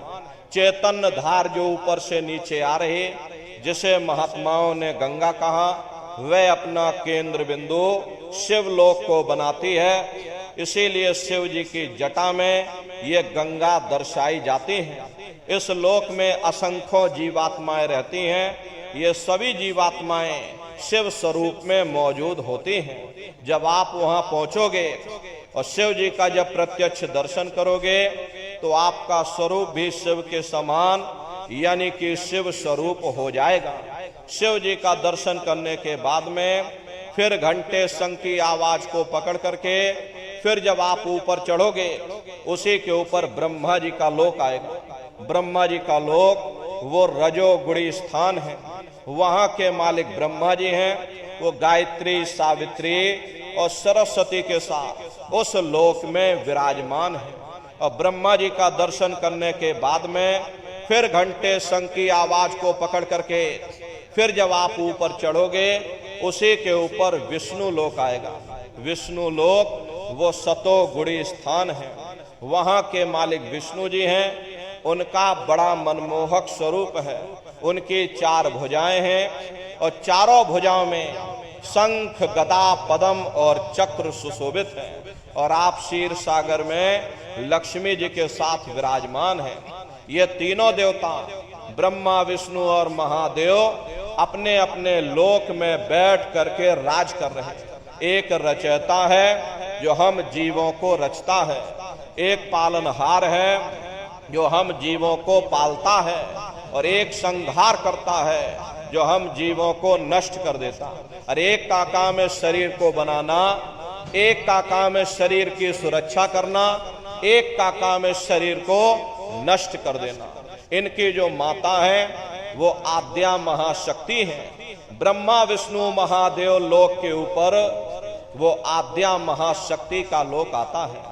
उसी को देवी दुर्गा का लोक कहा जाता है। और उसी लोक को पार करने के बाद में सबसे पहला देश पड़ता है, या यूं कह लीजिए कि पहली राजधानी पड़ती है, जिसे महात्माओं ने सहस दल कवल कहा। वो राजधानी है। जैसे आपके उत्तर प्रदेश की राजधानी लखनऊ है, जौनपुर आपका जिला है, इसी तरह प्रेमी भाई बहनों वो सहस दल कवल राजधानी है। ये ब्रह्मा, विष्णु, महादेव के जो लोक हैं, उस राजधानी के अंतर्गत आने वाले जिले हैं। और राजधानी का जो मालिक है वो निरंजन भगवान है। ये ब्रह्मा, विष्णु, महादेव ये निरंजन भगवान के ही पुत्र हैं। और ये आद्या महाशक्ति देवी दुर्गा ये निरंजन भगवान की अर्धांगिनी है। और निरंजन भगवान स्वयं तीनों लोकों के मालिक हैं। उन्हीं को त्रिलोकीनाथ कहा जाता है। हिंदू उन्हीं को परमात्मा कहते हैं, मुसलमान उन्हीं को खुदा कहते हैं, ईसाई उन्हीं को गॉड कहते हैं। ये जल एक है। जल को चाहे आप पानी कह लो, चाहे वाटर कह लो, चाहे आप नीर कह लो। इसी तरह प्रेमी भाई बहनों वो परमात्मा एक है। हम लोग लफ्जों के झगड़े में उलझे हुए हैं। घंटे और शंख की आवाज जो हर इंसान के अंदर गूंज रही, वो आवाज उन्हीं के मुखार बिंद से हो रही। निरंजन भगवान का जो स्वरूप है वो ज्योतिष स्वरूप है। हजार बाती की अखंड ज्योति वहां पर बराबर जल रही। परम प्रकाश रूप दिन राती, नहीं कछु चाहिए दिया घृत बाती। अरे हम आप यहाँ मंदिरों में ज्योत जलाते हैं, ये तो हम आप उसकी नकल करते हैं। महात्माओं ने आपको चिन्ह बता दिया कि भाई उनका ऐसा स्वरूप है, तो हम लोग यहाँ पर नकल करने लगे। इस ज्योति में तेल की जरूरत पड़ती है, बाती की जरूरत पड़ती है। तेल बाती खत्म हो जाए, ज्योति तुम्हारी बुझ जाएगी।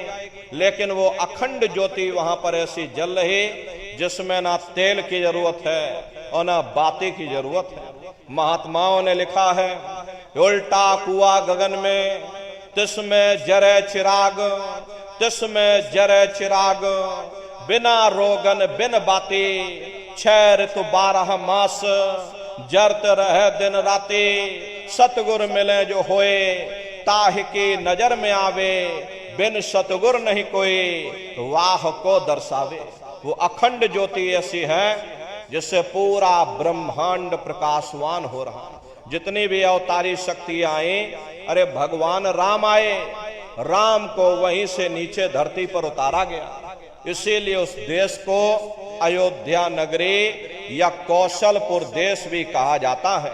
अरे गोस्वामी जी महाराज जब साधना करके वहां पहुंचे, तभी गोस्वामी जी महाराज ने रामचरित्र मानस में लिख दिया। देखो प्रेमी भाई बहनों, रामचरित्र मानस में गोस्वामी जी महाराज ने जो भी लिखा है, जब उन्होंने साधना किया, साधना करके जब ऊपर गए, जो कुछ उन्होंने ऊपर जा करके देखा अपनी दिव्य दृष्टि से, अपने तीसरे नेत्र से, तो उन्होंने रामचरित्र मानस में लिख दिया। आप लोग ऊपर गए नहीं, आपने कुछ देखा नहीं, इसीलिए आप अर्थों को समझ नहीं पाते हो और अर्थ का अनर्थ कर देते। तो क्या लिखा गोस्वामी जी महाराज ने? देखिए, गोस्वामी जी महाराज रामचरित्र मानस में ही लिखते हैं कि मोद्यो नैन त्रसत में भयो, पुन चितवत कौशलपुर गयो। जब मैंने अपने बाहर की आंख बंद की, मेरी अंतर की आंख खुल गई और मैं क्या देख रहा हूं, मैं कौशलपुर देश में पहुंच गया।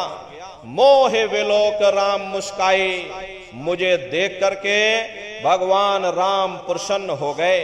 उन्होंने ऊपर जाने का मुझे रास्ता दे दिया। मैं ऊपर जा करके क्या देख रहा हूं, उधर माज सुनंडज राया, देखे बहु ब्रह्मांड निकाया, अति विचित्रता लोक अनेका, रचना अधिक एक तीका। विचित्र विचित्र भांत के वहां पर लोक बने हुए, एक से बढ़कर एक सोने के महल बने, जिनकी शोभा अवर्णीय है। प्रेमी भाई बहनों, वो असली अयोध्या नगरी है, वो भगवान राम का असली देश है। जब आप लोग साधना करके वहां पहुंचोगे, अपनी दिव्य दृष्टि से उस अयोध्या नगरी को जब आप स्वयं देखोगे, अरे तुम देखते रह जाओगे, ये क्या ईश्वर की लीला है, कैसी उसकी कारीगरी है, अनंत उसकी सत्ता है, अनंत उसका प्रकाश है। उसी आनंद को पाकर के बड़े बड़े राजे महाराजाओं ने अपने राजकाज पर ठोकरें मार दी और जंगलों में जाकर के नंगे हो करके नाचने लगे। इतना आनंद, इतनी खुशी उन साधकों को होती है। अरे मीराबाई को जब वो दौलत मिल गई, मीराबाई ने अपना राजपाट छोड़ दिया और मीराबाई कहने लगी कि मैं मिल जाए पाए पीऊ अपना, तब मेरे पीर बुझानी, मीरा सुरत शब्द सहलानी।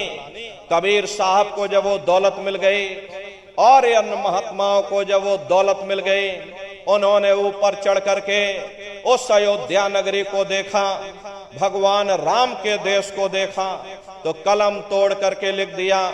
अरे चिल्लाने लगे, अचरज देखा भारी साधो, अचरज देखा भारी रे, बिना बजाए निस्दिन बाजे, घंटा शंख नगारी रे, बहरा सुन सुन मस्त होत है, तन की खबर बिसारी रे। बिन भूमि के महल बना है, तामे जो तुजारी रे। अंधा देख देख सुख पावे, बात बतावे सारी रे। जीता मर कर फिर जी जावे, बिन भोजन बलधारी रे। ब्रह्मानंद संत जन बिरला, कोई समझे बात हमारी रे। प्रेमी भाई बहनों, वो असली अयोध्या नगरी है, वो भगवान राम का असली देश है। अरे राम जी का दर्शन करने के बाद में फिर तुम्हारी यही जीवात्मा दूसरे मंडल की आवाज को पकड़ करके और दूसरे मंडल की चढ़ाई करेगी। श्याम तज श्वेत को गहना, सुरत को तान धुन सुनना। बंक के द्वार धस बैठो और त्रिकुटी जाए कर लेना। उसी के ऊपर दूसरा देश आता है जिसे महात्माओं ने त्रिकुटी देश कहा। वहां के जो मालिक हैं वो ब्रह्म हैं। वहीं से मन और माया की उत्पत्ति हुई। वहीं से तीन गुण, रजोगुण, तमोगुण, सतोगुण, तीनों गुणों की उत्पत्ति वहीं से हुई। ये जो आपके वेद हैं, अरे वेदों को सारी दुनिया पढ़ती है। बड़े बड़े पंडित, पुरोहित, ज्ञानी, विज्ञानी, विज्ञानाचार्य, धर्माचार्य वेदों का अध्ययन करते हैं। अरे वेदों की व्युत्पत्ति उसी स्थान से हुई है। महात्मा कहते हैं कि भाई त्रिकुटी महल में विद्या सारा, घनहर गरजे बजे नगारा, लाल वरन सूरज उजियारा। वहां पर दो धुने, बादलों की गर्जन और मृदंग की आवाज उस लोक में गूंजती रहती है। जैसे पहले स्थान पर भगवान राम के देश में घंटे और शंख की आवाज गूंजती है, ऐसे दूसरे मंडल पर यानी कि ब्रह्म के देश में बादलों की गर्जन और मृदंग वहां पर बजता रहता है। ओम का जाप बराबर वहां होता रहता है। ब्रह्म का जो स्वरूप है लाल वरन सूरज उजियारा। ये सूरज कुछ नहीं है, ऐसे लाखों लाख सूर्य इकट्ठे करोगे तो वहां का एक सूर्य बनेगा। प्रेमी भाई बहनों, ब्रह्म का जो स्वरूप है वो सुबह के लाल सूर्य के समान है। इसीलिए वहां का पूरा ब्रह्मांड लाल है। जहां तक आपकी निगाह जाएगी ब्रह्म देश में चारों तरफ आपको लाल ही लाल नजर आएगा। महात्मा जब साधना करके वहां पहुंचे तभी महात्माओं ने लिख दिया, लाली मेरे लाल की जित देखो उत लाल, लाली देखन में गई मैं भी हो गई लाल। वो पूरा ब्रह्मांड ही लाल है। तो जितने साधक वहां पहुंच जाते हैं उन सभी को योगेश्वर कहा जाता है। योगेश्वर की पदवी उन्हीं को मिलती है जो ब्रह्म स्थान तक पहुंच रखते हैं। जैसे व्यास जी हुए, वशिष्ठ जी हुए, वाल्मीकि जी हुए, इन सब की पहुंच वहीं तक थी। इसीलिए कहा गया कि वाल्मीकि भय ब्रह्म समाना। जब इनकी जीवात्मा वहां पहुंची और जब इन्होंने ब्रह्म का दर्शन किया, इनका स्वरूप भी ब्रह्म के समान यानी कि ब्रह्म स्वरूप हो गया।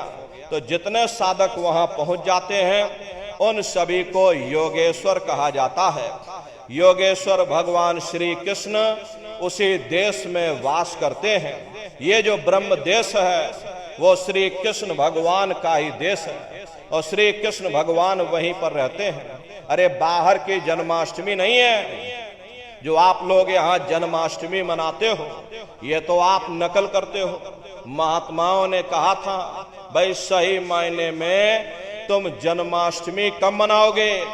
जब तुम्हारी ये जीवात्मा 5 तत्व जल, पृथ्वी, अग्नि, वायु, आकाश और 3 गुण रजोगुण, तमोगुण, सतोगुण यानी 5 तत्व 3 गुणों से परे होकर के ब्रह्म देश में पहुंच करके जब तुम कृष्ण भगवान का दर्शन कर लोगे तब सही मायने में जन्म अष्टमी मनाई जाएगी।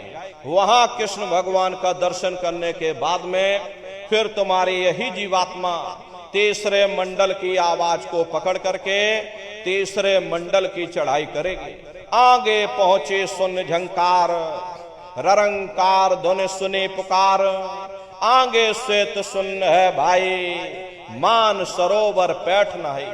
उसी के ऊपर तीसरा देश आता है जिसे महात्माओं ने सुन्न देश कहा, उसी को रारंग देश कहा जाता है, उसी को अक्षर और नेति कहा जाता है। वहां के जो मालिक हैं वो रारंग पुरुष यानी कि पर ब्रह्म पुरुष है।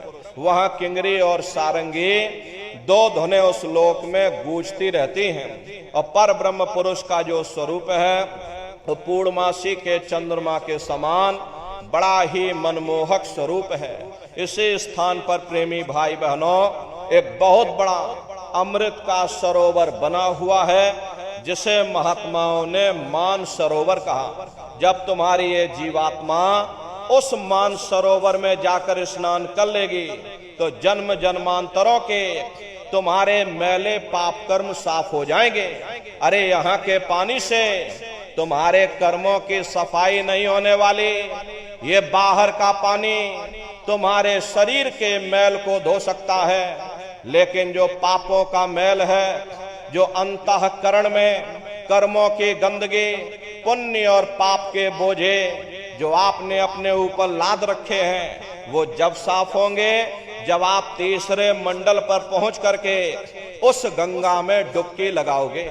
उस गंगा में स्नान करने के बाद में ये जीवात्मा हंस रूप हो जाती है।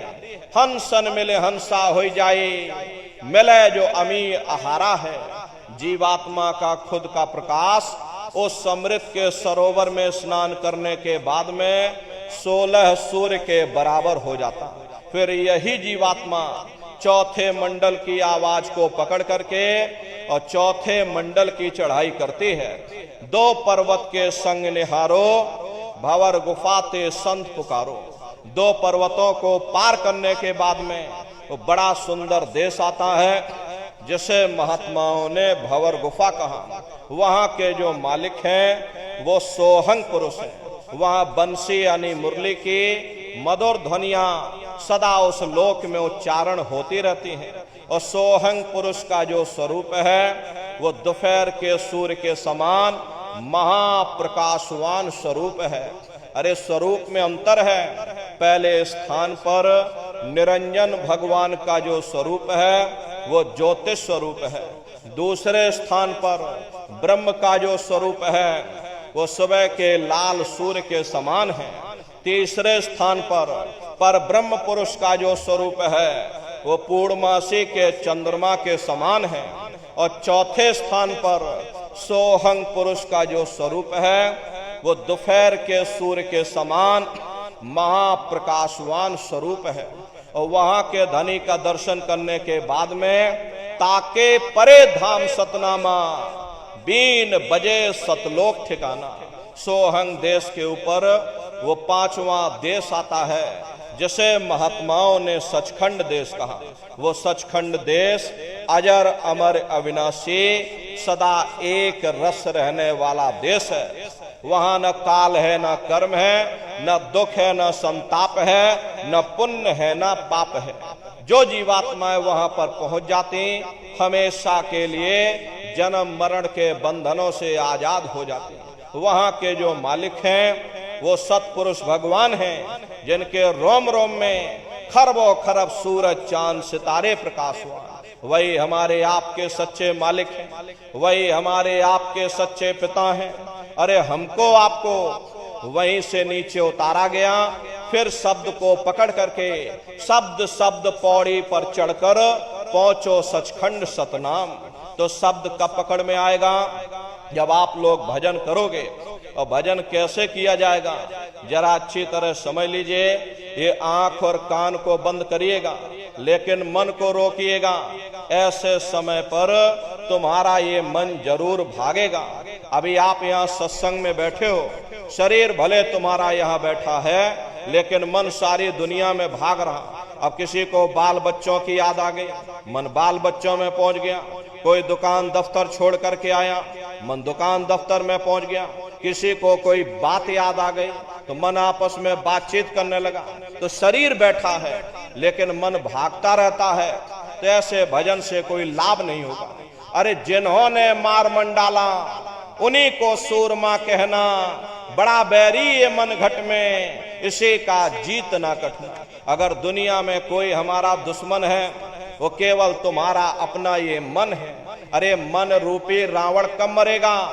जब 9 द्वारों पर फतेह हासिल करके तुम यहाँ 10वें द्वार पर चढ़ जाओगे, तब सही मायने में दशहरा मनाई जाएगी। अरे बाहर की दशहरा नहीं है जो लकड़ी का रावण बना देते हो और फूंक फांक करके घर चले आते, कहते भाई हमने रावण मार दिया। अरे महात्माओं ने कहा था भाई सही मायने में तुम दशहरा कब मनाओगे? जब 9 द्वारों पर फतेह हासिल करके तुम यहाँ 10वें द्वार पर चढ़ जाओगे, तब सही मायने में विजयदशमी मनाई जाएगी। तब ये मन रूपी रावण तुम्हारा मरेगा और तब तुम्हारी ये जीवात्मा, इसी जीवात्मा को महात्माओं ने राम भी कहा। अरे हम कोई अपने मन से नहीं कह रहे, धर्म ग्रंथों में लिखा हुआ है, एक राम दशरथ का बेटा, एक राम घट घट में लेटा, एक राम का शकल पसारा, एक राम है सबसे न्यारा।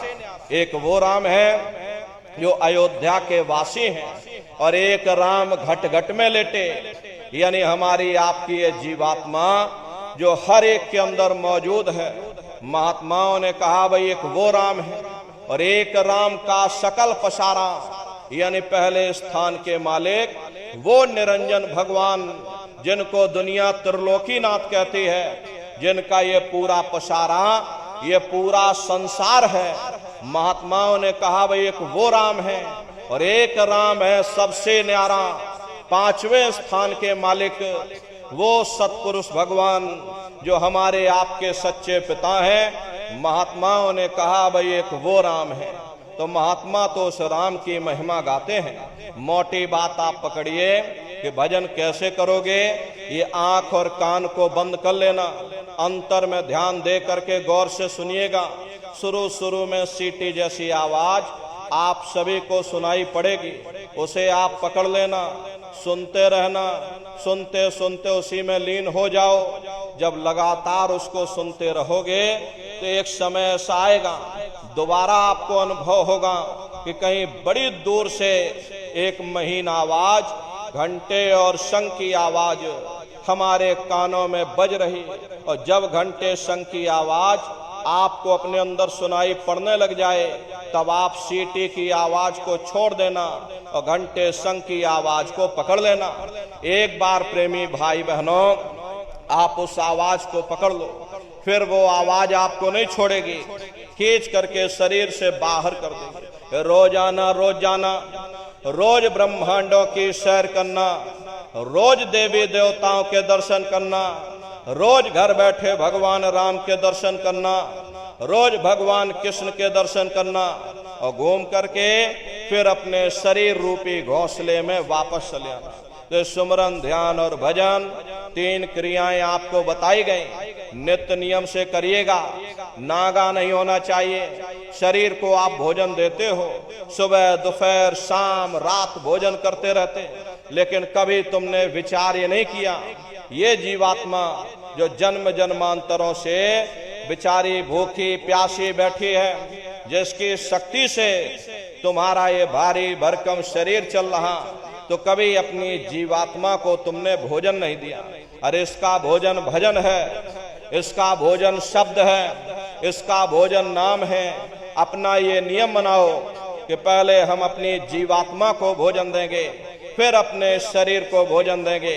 अगर ये नियम तुम्हारा बन गया तो तुम्हारा लोक भी बन जाएगा और तुम्हारा परलोक भी बन जाएगा।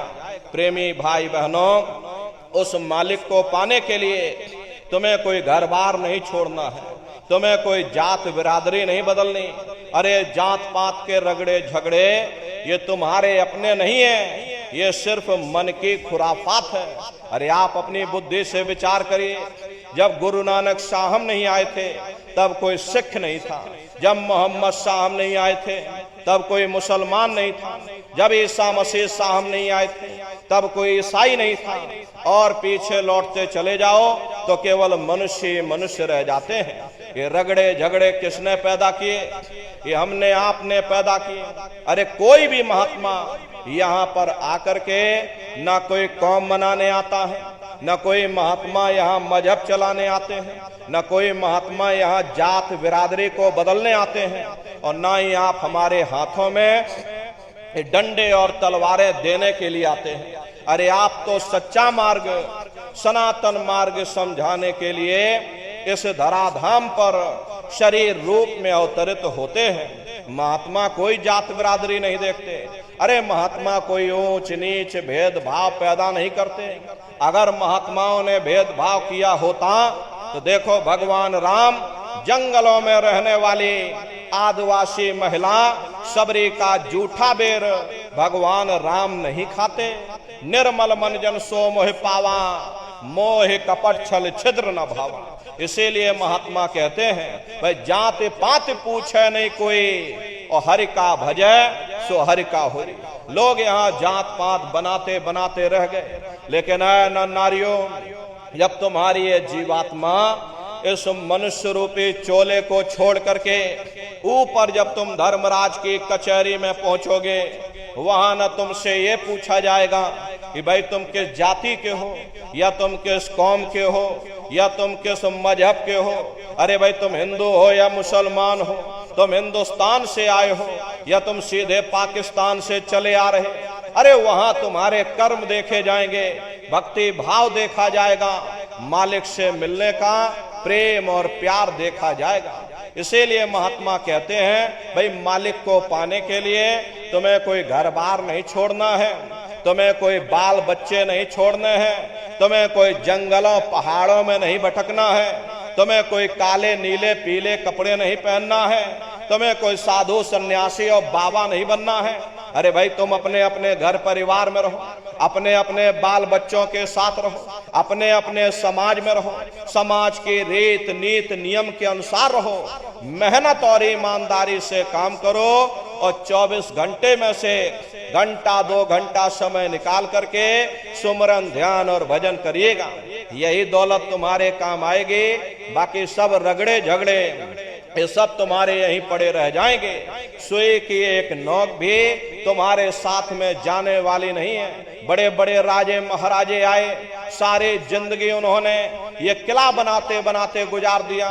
आज उनके किलों को जाकर देखो, आज खंडहर बने पड़े हुए। विश्व विजेता सिकंदर सारी दुनिया पर राज करने का ख्वाब देखता था, वो भी मुट्ठी खोल करके चला गया। अरे कोई क्या साथ लेकर जाएगा? जो चीज तुम्हारे साथ में जाने वाली वो केवल परमात्मा की भक्ति है। इसलिए नर नारियों, वो दौलत कमा लो जो अंत समय में तुम्हारे काम आवे, वरना ये समय तुम्हारा निकलता जा रहा। ये श्वासों की पूंजी ये दिन प्रतिदिन कम होती जा रही। एक समय ऐसा आएगा ये बुलबुला तुम्हारा फूट जाएगा, फिर ना जाने ये मनुष्य शरीर तुमको मिले ना मिले। अरे तुम भटकते रह जाओगे युगों युगों के लिए उन नरकों और चौरासियों में। इसलिए प्रेमी भाई बहनों, अहो भाग्य है आपका, आपको ये मनुष्य शरीर मिल गया, आपको ये मौका मिल गया है। इस मौके का लाभ उठाओ। मनुष्य रूपी मंदिर में बैठ करके वो आत्म धन कमा लो, वो खजाना कमा लो, जिससे तुम्हारी जीवात्मा का कल्याण हो जावे। तो सुमरन ध्यान और भजन नित्य नियम से आप लोग करिएगा। और देखो प्रेमी भाई बहनों, हमारी आपसे अंतिम प्रार्थना है कि आप सभी लोग शाकाहारी रहिएगा, क्योंकि हमारे गुरु महाराज ने शाकाहार पर विशेष जोर दिया। गुरु महाराज हमारे कहते थे कि बच्चे बच्चियों, तुम लोग शाकाहारी रहना, शाकाहार का प्रचार करते रहना, इसी से देश और दुनिया में भारी परिवर्तन होगा। प्रेमी भाई बहनों, अरे परिवर्तन कोई कानून बनाने से नहीं होगा, परिवर्तन कोई आंदोलन करने से नहीं होगा, परिवर्तन कोई तोड़ फोड़ करने से नहीं होगा। प्रेमी भाई बहनों, परिवर्तन तब होगा जब लोगों के विचार बदलेंगे, लोगों की भावनाएं बदलेंगी। और विचार जब बदलेंगे जब लोगों का खान पान शुद्ध होगा। अरे देसी कहावत है, जैसा खाए अन्न वैसा होए मन। जब इंसान पशुव्रती भोजन करेगा तो उसकी बुद्धि स्वतः ही पशुओं जैसी हो जाएगी। फिर जिस शराब के नशे में माँ बहन बेटी की पहचान खत्म हो जाए, उस शराब को पी करके यह कैसे पता चलेगा कि क्या अच्छा और क्या बुरा है। यही कारण है कि आज घर समाज में ये दुनिया भर के अत्याचार और दुनिया भर के व्यभिचार फैले हुए। प्रेमी भाई बहनों, एक द्रौपदी के चीरहरण से पूरा महाभारत हो गया। उस समय भीष्म पितामह मौन रहे, गुरु द्रोण मौन रहे। नतीजा क्या हुआ? बड़े बड़े राजे महाराजे मारे गए, महाभारत हो गया। लाखों करोड़ों लोग काल के गाल में समा गए। एक द्रौपदी के चीरहरण से इतना बड़ा महाभारत हुआ। आज कलयुग में प्रेमी भाई बहनों, शराब के नशे में न जाने कितनी माताओं बहनों पर अत्याचार हो रहा, व्यभिचार हो रहा। इसका भारी परिणाम आवाम जनमानस को आने वाले समय में भोगना पड़ेगा। हमारे गुरु महाराज कहते थे, राख बनेंगे महानगर तक, एटम के अंगारों से पत्ता पत्ता झुलस जाएगा, विश्व युद्ध टंकारों से मानव की क्या पेश चलेगी, अंबर तक फट जाएगा, इस धरती का सारा आंगन लाशों से पट जाएगा, महाशक्तियां दुनिया भर की मिट्टी में मिल जाएंगी, क्रूर विधर्मी मानव की तब अकल ठिकाने आएगी। ऐसा भीषण बम भोले का तांडव होने वाला है। जागो जागो दुनिया वालों, समय बदलने वाला है। इसलिए प्रेमी भाई बहनों, आपको सचेत किया जा रहा, चरित्रवान हो जाओ, शाकाहारी हो जाओ, सदाचारी हो जाओ।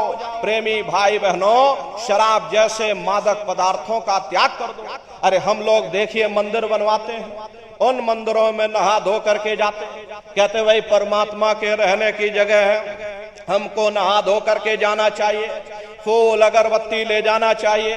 कोई उन मंदिरों में कूड़ा कचरा नहीं डालता।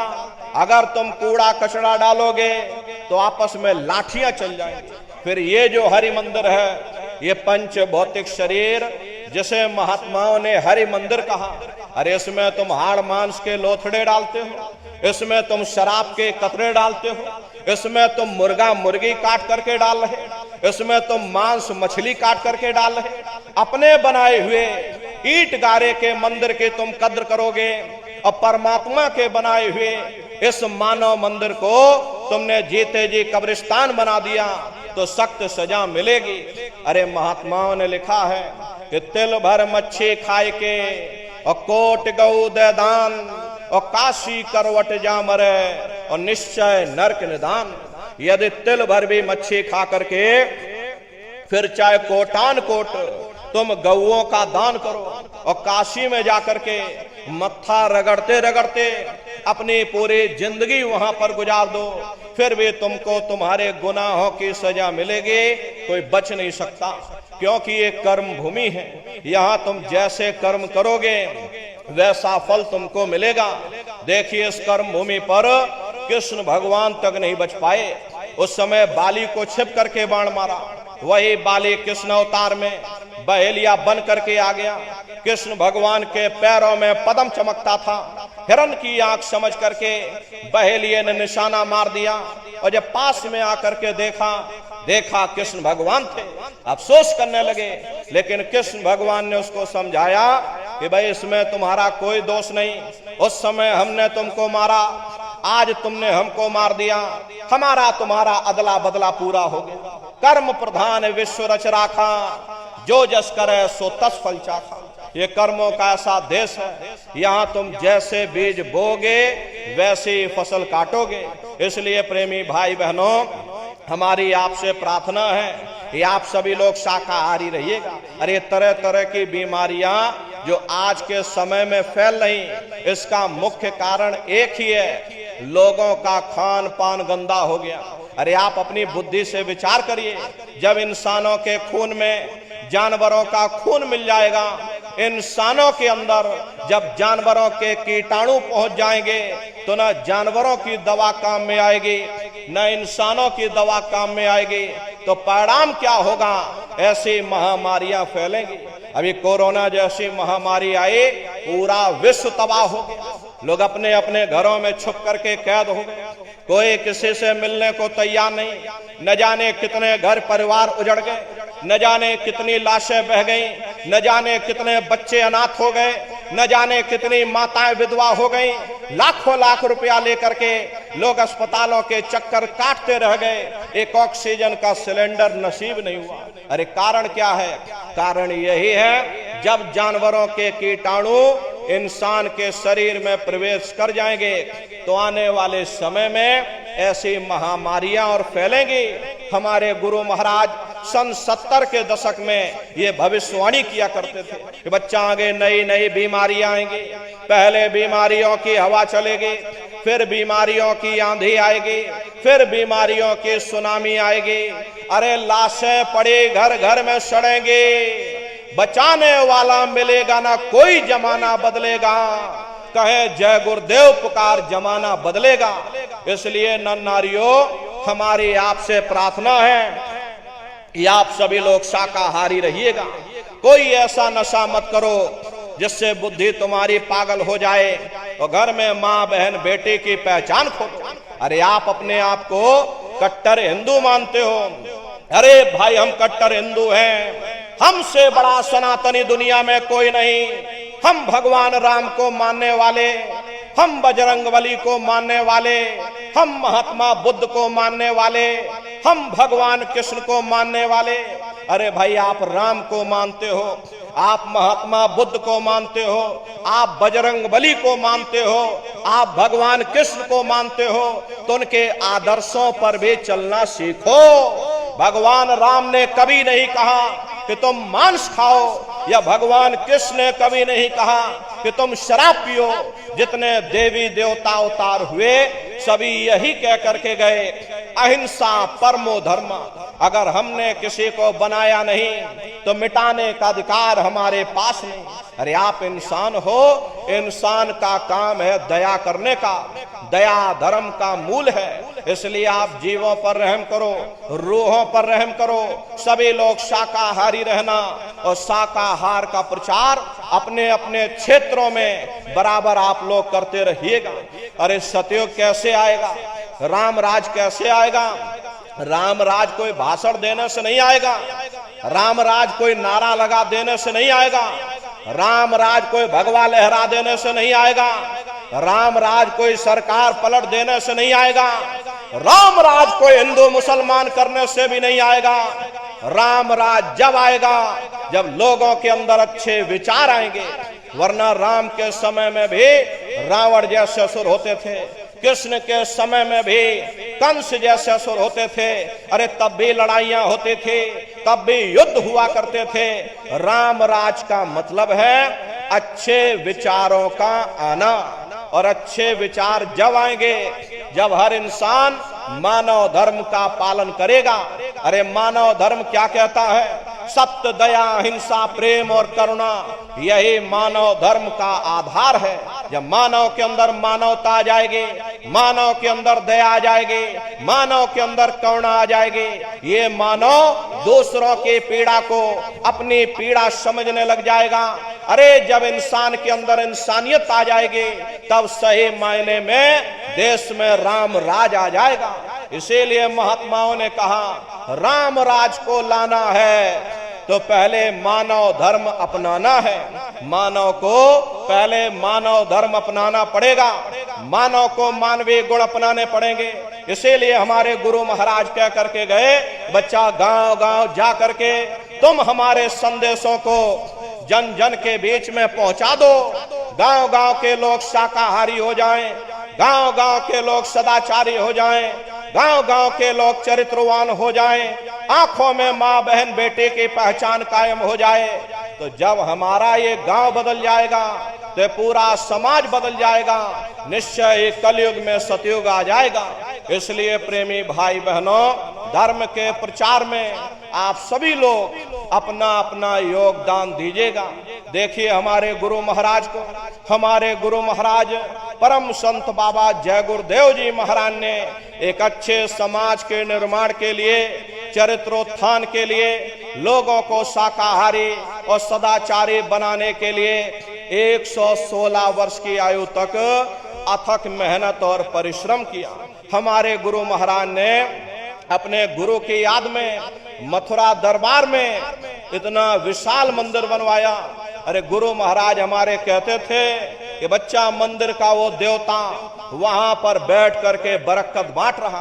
अरे आप लोग आइए, वहां कोई रुपया पैसा नहीं चढ़ाया जाता, कोई चंदा चुटकी नहीं। अरे आप लोग आए, मंदिर के देवता के सामने अपनी एक बुराई को चढ़ा दीजिए। वहां पर बुराई चढ़ाई जाती है कि हम आज से मांस मछली नहीं खाएंगे, हम आज से अंडा शराब का सेवन नहीं करेंगे, हम आज से झूठ नहीं बोलेंगे, हम आज से किसी को धोखा नहीं देंगे। अरे आप अपनी एक बुराई चढ़ा दो, आपकी एक मनोकामना पूरी होगी। ऐसा वरदानी मंदिर हमारे गुरु महाराज ने अपने गुरु की याद में मथुरा दरबार में बनाया है। तो उन्हीं की याद में ये पावन भंडारे का कार्यक्रम 28 नवंबर से 2 दिसंबर तक मथुरा दरबार में मनाया जाएगा। तारीख आप सभी लोग याद रखिएगा, 28 नवंबर से 2 दिसंबर तक पूज्य दादा गुरु महाराज का ये पावन भंडारे का कार्यक्रम होने जा रहा है। तो आप सभी प्रेमी भाई बहन भंडारे के कार्यक्रम में सादर आमंत्रित हैं, आप लोग पधारिएगा। वैसे मथुरा दरबार में साल में 4 बड़े कार्यक्रम होते हैं। पहला कार्यक्रम होली के अवसर पर होता है, दूसरा कार्यक्रम हमारे गुरु महाराज का भंडारा मई के महीने में 17